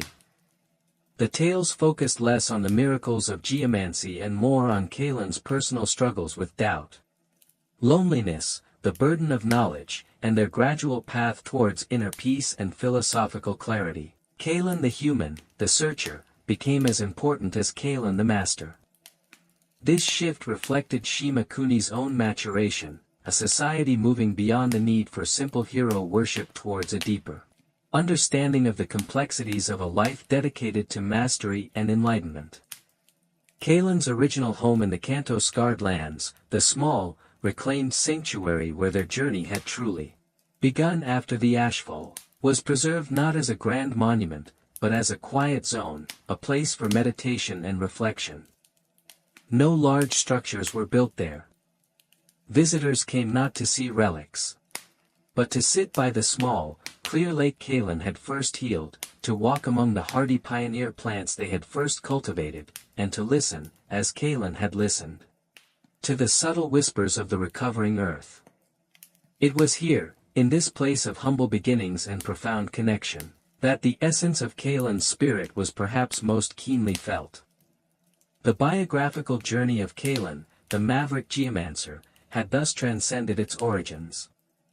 It had become a foundational narrative for a thriving, resilient civilization, a guiding philosophy for global outreach, and a timeless exploration of the human potential to achieve profound harmony with the self, with society, and with the planet. Their legacy was not a static endpoint, but an ever-unfolding resonant wave, continually shaping a world striving to live up to the wisdom of its most dedicated and unconventional listener. As Shima Kuni approached the quincentenary of Kalan's passing, a unique project was undertaken by the Open Canopy Institute, in collaboration with the Story Weavers and the Frontier Council. It was called the Echo Seed Initiative. The goal was not to build another monument or archive, but to identify and support nascent Kalans in diverse communities across the globe, individuals who, like the young Kalan, possessed a unique, intuitive connection to their environment, unconventional ideas, and the courage to challenge local orthodoxies, but who lacked resources or mentorship. Wayfinders, now seasoned global collaborators, were tasked with this delicate work. They sought out these echo seeds, a young woman in a drought-stricken mountain community in a distant continent who was experimenting with ancient fog harvesting techniques her elders had dismissed as folklore. A quiet fisherman in a polluted delta who had, through solitary observation, devised a way to create small, self-cleaning aquatic ecosystems. An urban youth in a sprawling, decaying megacity who was using art and salvage technology to create pockets of green and community. Amidst concrete despair, the Institute did not offer to take over their projects or impose Shimakuni methods. Instead, guided by the deepest principles of the resonant path, they offered quiet support. Access to relevant knowledge from the Kalen archives translated and adapted, small grants for materials, connections to other innovators, and, most importantly, validation and encouragement. They sought to nurture these sparks of local genius, understanding that the next great breakthroughs, the next evolutionary leaps in resonant living, would likely come from these unexpected corners of the world, just as Kalen had emerged from the desolate Kanto-scarred lands. This initiative was a profound embodiment of Kalen's ultimate understanding of mastery, that it was not about hoarding knowledge or creating disciples who merely replicated the master's work, but about fostering the conditions for new masters to emerge, each finding their own unique expression of the universal principles. Kalen's legacy was becoming truly generative. During this period, a team from the Frontier Council, working in the preserved quiet zone of Kalen's original Kanto sanctuary, made a discovery. Using advanced resonant imaging techniques, an evolution of Kalen's own intuitive dowsing, they detected a small, sealed chamber deep beneath the foundations of Kalen's first, simple dwelling, a place no one had known existed. The energy signature was faint but distinct, bearing Kalen's unmistakable, geomantic imprint. After much debate and careful, non-invasive excavation, the chamber was opened. It was not a tomb, nor a treasure vault. It contained a single, smooth river stone, identical to the one Alara had given Kalen upon their departure from the Whisperwind Peaks, and a small, tightly rolled scroll of some unknown, incredibly resilient plant fiber. The scroll was not a grand treatise or a lost work of geomancy. It was a poem, written in Kalen's late, elegant script. It spoke not of triumphs or techniques, but of the profound beauty of a single dewdrop on a spider's web, of the silence between breaths, of the interconnectedness of all things, from the smallest microbe to the most distant star. It was a deeply personal expression of Kalen's final, fully realized philosophical enlightenment, the quiet, joyful understanding that the key of the universe was love, expressed in infinite forms. The poem, titled simply The Unfolding, ended with the lines, "The path is not found, but made, with every breath, every choice, every listening ear, heal one wound. You begin to heal all, love one speck of dust. You embrace the stars, the great work is within, as it is without, listen. Resonate. Become, this discovery sent a new, quiet thrill through Shimakuni. It was the most intimate glimpse yet into Kalen's soul, a confirmation that their immense scientific and practical mastery had been built upon a foundation of profound spiritual insight. The unfolding was not about doing, but about being. It suggested that the ultimate expression of the resonant path was not just ecological harmony, but a state of conscious, loving awareness. The Echo Seed Initiative, infused with this deeper understanding, subtly shifted its focus. While still supporting practical innovation, it began to place greater emphasis on fostering mindfulness, compassion, and a sense of interconnected being within the individuals it supported. The goal was not just to create more skilled geomancers or ecologists, but to nurture more complete, more resonant human beings. And so, Kalen's biographical journey continued to inspire, its ripples widening and deepening with each passing century. The maverick who challenged a stagnant order, the master who healed a wounded land, the sage who penned the resonant path, and finally, the poet of the unfolding, all these facets were part of a single, extraordinary life dedicated to the pursuit of harmony. The story of Shimakuni, and indeed the growing network of resonant communities across the globe, became inextricably linked with Kalen's. Their life was no longer just a historical account, but a living archetype, a testament to the power of one individual to not only achieve ultimate mastery and philosophical enlightenment but to seed a lasting legacy that could transform a world. One resonant act, one listening heart, at a time. The final note of Kalen's song was one of boundless, compassionate possibility, an invitation to all to join in the great work of becoming. The discovery of the unfolding and its quiet integration into the ethos of Shimakuni marked another subtle but significant evolution in Kalen's legacy. The emphasis shifted from purely external action, healing lands, developing technologies, to include the internal landscape of consciousness. The Open Canopy Institute began to incorporate contemplative practices into its Wayfinder training, recognizing that true radical listening required not just sharp senses and intellect, but also a quiet mind and an open heart. This holistic approach yielded unexpected benefits. Wayfinders reported a deeper intuitive connection to their work, an enhanced ability to perceive subtle, energetic imbalances, and a greater resilience in the face of complex, frustrating challenges. The key Kalen had spoken of was understood not just as an external telluric current, but as an internal life force that could be cultivated and harmonized. The Echo Seed Initiative, now guided by this more comprehensive understanding, identified individuals who were not only practical innovators but also possessed a natural contemplative depth or a strong compassionate drive. The support offered began to include mentorship in mindfulness and ethical reflection, alongside technical assistance. This led to the emergence of projects that were not only ecologically sound, but also socially transformative, addressing issues of community conflict, trauma healing, and equitable resource distribution through a lens of resonant harmony. For instance, in a cluster of islands recovering from generations of internecine warfare, an echo seed, a former child soldier turned peace activist named Lyra, was supported in developing resonant dialogue circles. Drawing inspiration from Kalen's principles of listening and finding common ground, and the compassion expressed in the unfolding, Lyra created safe spaces where former enemies could share their stories, acknowledge their shared humanity, and collaboratively design pathways towards reconciliation and shared ecological stewardship of their war-torn lands. This was Kalen's path applied to the wounds of the human heart, demonstrating its universal applicability. Centuries passed. Shimakuni and its allied global communities became known not just for their ecological resilience, but for their profound social cohesion and their commitment to continuous, compassionate evolution. The legend of Kalen was no longer primarily about a maverick geomancer who saved the land. It was about a way of being, a Kalen do, or way of Kalen, that encompassed ecological wisdom, ethical action, and contemplative insight.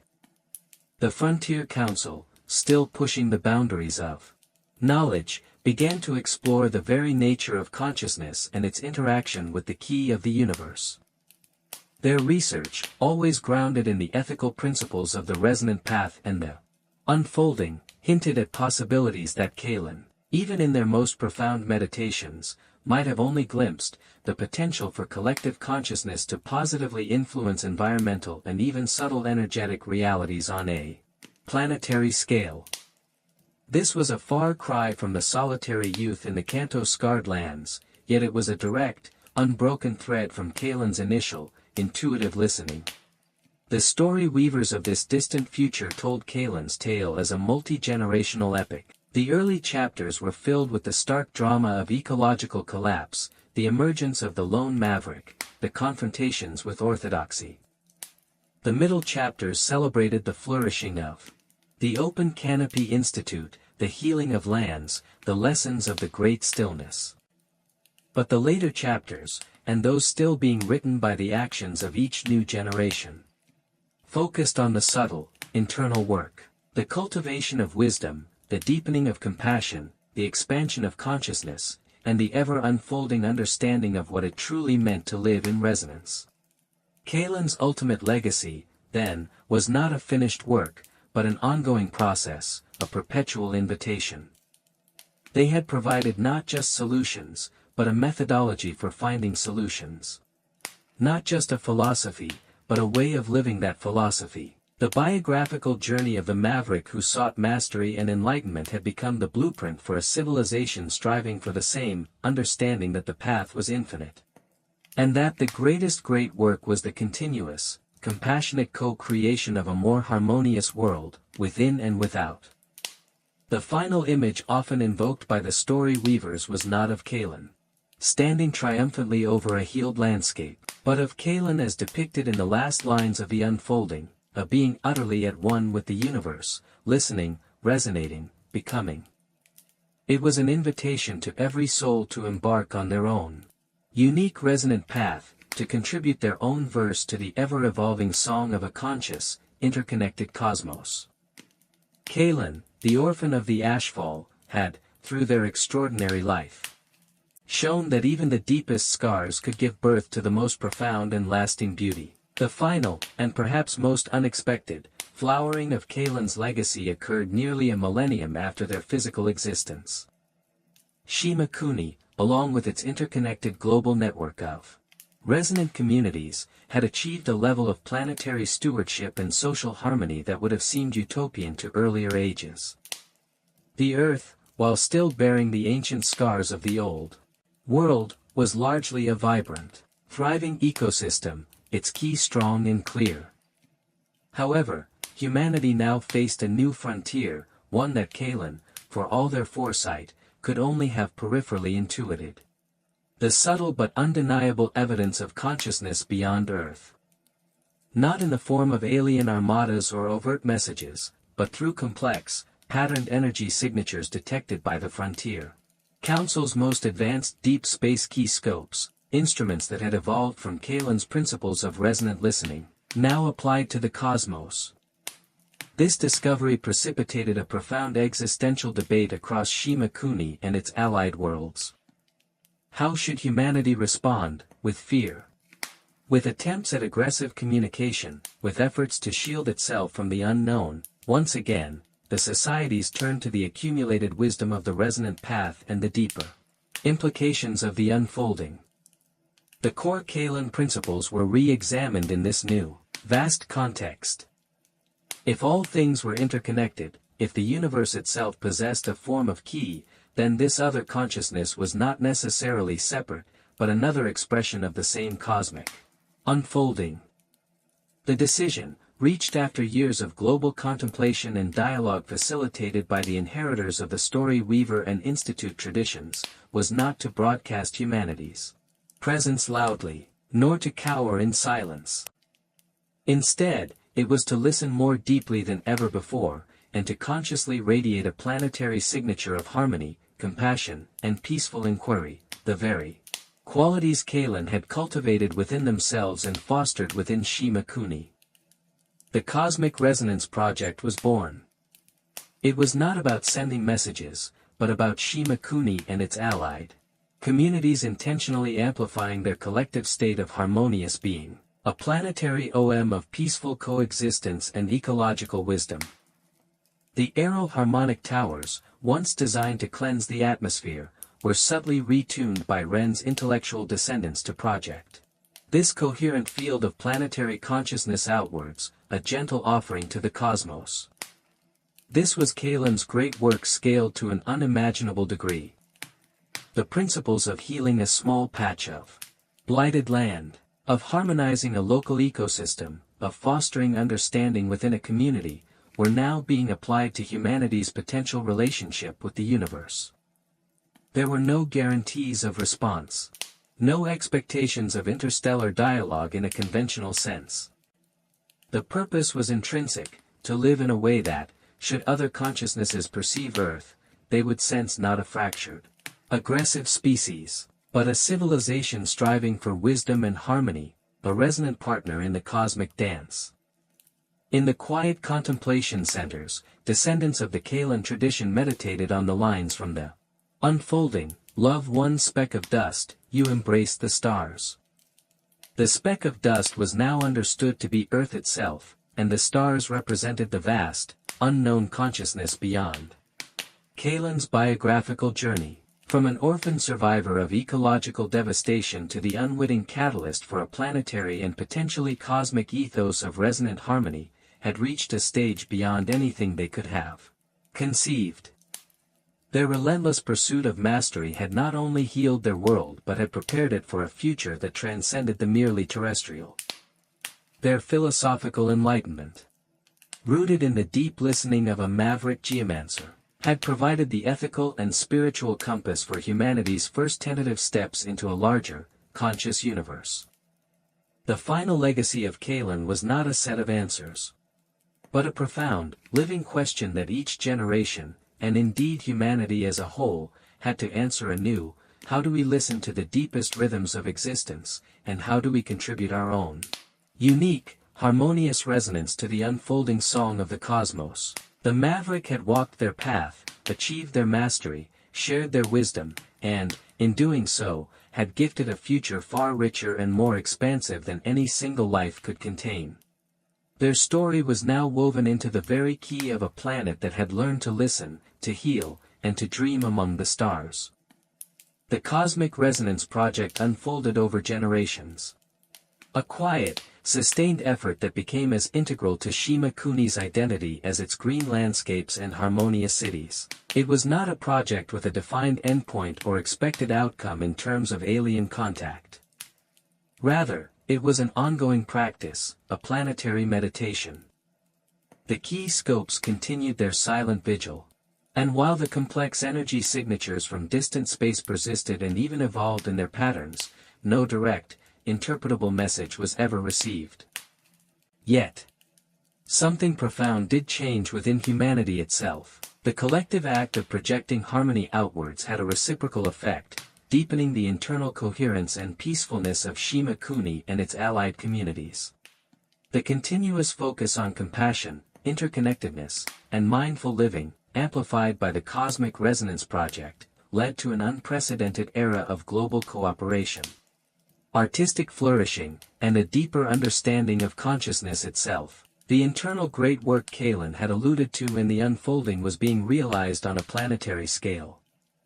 The Frontier Council, in its quest to understand the cosmic key, made breakthroughs in understanding the fundamental nature of energy and consciousness, leading to benign technologies that further enhanced ecological balance and human well-being. Regenerating materials inspired by Kalen's bioremediation principles, energy systems that drew power directly from ambient key fields, and even subtle enhancements to human longevity and cognitive clarity through resonant attunement. These were not seen as tools for power or control, but as further expressions of living in harmony with the universe. The legend of Kalen continued to be a guiding light. The story weavers now spoke of the cosmic Kalen, an archetypal representation of humanity's highest potential for wisdom, compassion, and resonant action on a universal scale. The core narrative remained the same: the maverick, the master, the sage, but its implications had expanded to encompass not just a healed Earth, but a humanity ready to be a responsible, harmonious presence in the cosmos. In the Kalen archives, researchers discovered that Kalen, in their very last, almost illegible journal entries from the secluded valley near Whisperwind Peaks, had sketched crude diagrams of celestial patterns alongside their meditations on Ki. There were notes pondering the resonance of starlight and the silence between galaxies. It seemed that even then, in their final days, Kalen's intuitive listening had begun to extend beyond the terrestrial, their spirit already reaching for the cosmic. This discovery further validated the direction the Cosmic Resonance Project had taken, affirming it as a natural extension of Kalen's deepest, ultimate insights. The Echo Seed initiative also evolved. It began to identify and support individuals not just for their ecological or social innovations, but for their capacity for cosmic listening, individuals with a profound intuitive ability to sense and interpret the subtle energetic patterns of the universe. or those who could inspire deep states of collective coherence and compassion within their communities, thereby strengthening the planetary resonance field. Shima Kuni did not become a utopia free of all challenges. Human nature, with its capacity for both brilliance and folly, remained. But the guiding principles of the resonant path, amplified by the shared purpose of the Cosmic Resonance Project, provided a remarkably effective framework for navigating those challenges. With wisdom and grace. The emphasis was always on learning, adapting, and returning to a state of harmony. Centuries more drifted by like leaves on a clear stream. The human lifespan had extended, but not through aggressive biological intervention. Rather, through living in deep harmony with natural rhythms and subtle energies, a direct outcome of Kalan-inspired resonant medicine. Society was less about frantic acquisition and more about meaningful contribution and the cultivation of inner well-being. One day, the key scopes registered a change. Not a message, not an arrival, but a subtle, almost imperceptible shift in the cosmic energy signatures they had monitored for so long. The patterns became softer, more harmonious, as if in gentle acknowledgement. There was no fanfare, no sudden revelation. It was a change as quiet and profound as Kalan opening their eyes after a deep meditation. The scholars and contemplatives of Shima Kuni interpreted this not as a communication, but as a resonance, an echo. Humanity, by consistently projecting its own highest state of harmonious being, had perhaps subtly influenced, or been subtly acknowledged by the larger cosmic field. Or perhaps it was simply that humanity, through its long practice of cosmic listening and resonant projection, had finally attuned itself to a harmony that had always been there, unheard. The truth remained a mystery, as Kalan understood most deep truths were. But the effect was a quiet, planet-wide sense of peace, of belonging, of having found humanity's rightful, responsible place not just on Earth, but in the vast, interconnected web of cosmic existence. Kalan's biographical journey, from the ashes of a personal apocalypse, through the relentless pursuit of mastery over their art, to profound philosophical enlightenment, and culminating in a legacy that guided their world to heal itself and then to reach for cosmic harmony, was complete.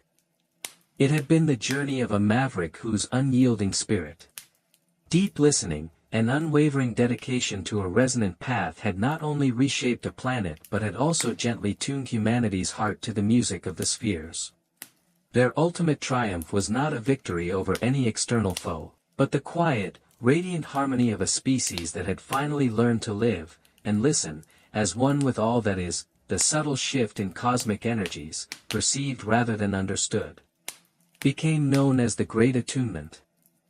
It did not usher in an age of interstellar travel or direct alien interaction, for such things had never been the goal of the Cosmic Resonance Project. Instead, it deepened humanity's commitment to the Kalan principles of internal harmony and responsible stewardship. The feeling was less one of having contacted an other, and more one of realizing, on a civilizational level, that humanity was an intrinsic, inseparable part of a vast, conscious, and fundamentally benevolent universe. This understanding had profound effects. The already low levels of societal conflict dwindled further. The pursuit of knowledge became less about dissecting and more about discerning relationships and interdependencies. Art, music, and contemplative practices flourished, seen as essential ways to explore and express the myriad resonances of existence. The Kalandu was no longer just a path for geomancers or ecologists, but a way of life that informed every aspect of human endeavor, from how children were educated to how communities governed themselves, to how individuals approached their own inner lives. The Frontier Council, its original purpose of exploring high-risk innovations somewhat fulfilled by the benign stability of the era, gradually transformed into the Council of Deep Listening. Its focus shifted from technological breakthroughs to the exploration of consciousness itself, seeking to understand the nature of the key that Kalan had first sensed. and its expression through all forms of life and perhaps even inanimate matter. They studied the resonant patterns in dreams, in collective intuition, in the deep meditative states achieved by contemplatives. The story weavers, in this age of profound peace and introspection, found that the Kalan narrative resonated more deeply than ever. The dramatic external conflicts of Kalan's early life, the struggles against the blight, the guild, the glassed wastes, were now seen primarily as metaphors for the internal battles against ignorance, fear, and ego that every individual faced on their own path to enlightenment. Kalan's ultimate mastery was understood not as control over the environment, but as serene, joyful participation in the flow of universal energy. The Unfolding, Kalan's final poem, became the most studied of all their writings. Its simple lines were seen to contain the distilled essence of a lifetime of seeking, the profound truth that love, compassion, and interconnectedness were not just noble ideals, but the fundamental operating principles of the cosmos. To live in accordance with these principles was to live in true resonance. The Echo Seed initiative continued, but its focus also evolved. It now sought out and supported individuals and small communities across Earth who were pioneering new ways to foster collective compassion, to heal societal trauma through resonant empathy, or to create art and music that elevated consciousness and deepened the sense of universal kinship. These were the new great works, subtle but profoundly impactful. Shima Kuni, and by extension the network of communities that followed its path, became a civilization dedicated not to expansion or acquisition, but to refinement, the refinement of consciousness, the deepening of wisdom, the beautification of existence. The maverick spirit Kalan had embodied was still present, but it was now directed inwards, towards the infinite frontier of the self and its connection to the all. If Kalan could have witnessed this distant future, they might have smiled their quiet, knowing smile. The orphan from the Ashfall, driven by a desperate need to heal a broken land, had, through their unwavering dedication to their art and their ever-deepening listening, set in motion a chain of events that had led not just to a healed planet, but to a species gently awakening to its cosmic citizenship. Their personal journey towards mastery and enlightenment had become the archetypal journey for an entire civilization. The final lesson of Kalan's life, as understood by these far future inheritors of their legacy, was this: the most powerful force in the universe was not raw energy or technological might, but the quiet, persistent resonance of a conscious heart aligned with the fundamental harmony of existence. To achieve that alignment, within oneself and collectively, was the ultimate mastery, the truest enlightenment, and the most enduring legacy one could hope to leave. Kalan had shown the way. The rest was an ongoing, beautiful unfolding. In this far-flung epoch, the very concept of progress in Shima Kuni had been redefined.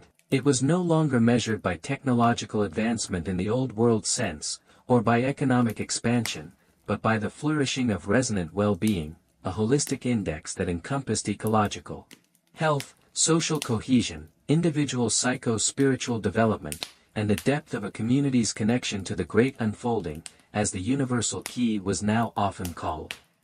The Kalan archives, now less a repository of technical data and more a library of wisdom traditions, contained countless personal accounts from individuals across generations who had found their own resonant path inspired by Kalan's life.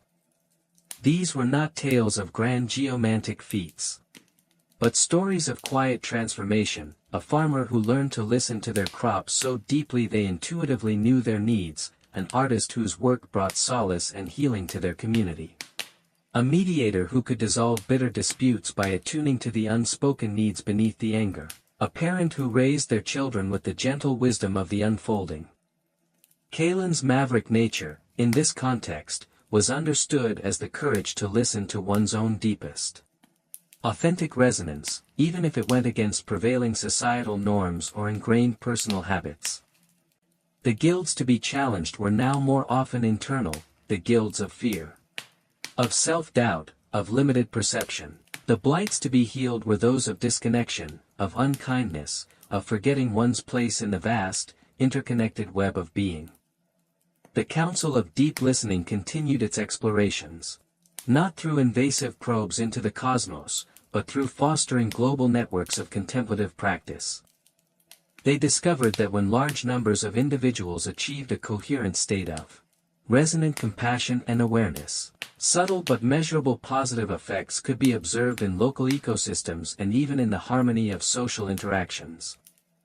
This was Kalen's principle of the Genesis engine, creating a harmonic field to induce positive change, applied to the very fabric of human and planetary consciousness.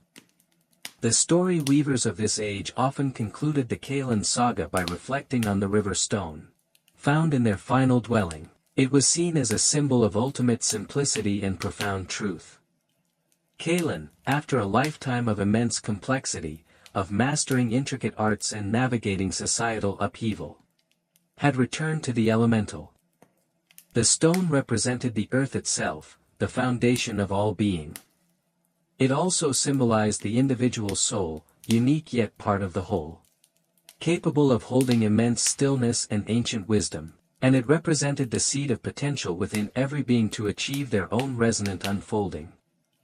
The great attunement with the cosmos was no longer a distinct event, but an ongoing state of being, a gentle, continuous dialogue between humanity and the universe, maintained not through grand projects, but through the daily practice of millions living in accordance with the principles Kalen had illuminated. Humanity had become, in essence, a conscious, harmonious cell within the larger body of the cosmos. Kalen's journey, which began with the desperate cry of a traumatized child demanding never again, had transformed into a planetary whisper of always in harmony. The maverick had become a master, the master a sage, and the sage's wisdom had dissolved into the very air a civilization breathed. The ultimate legacy was not a doctrine or a monument, but a living, breathing world that remembered, in its deepest key, how to listen, how to heal, and how to love. The path, Kalen had shown, was always, and simply, to resonate.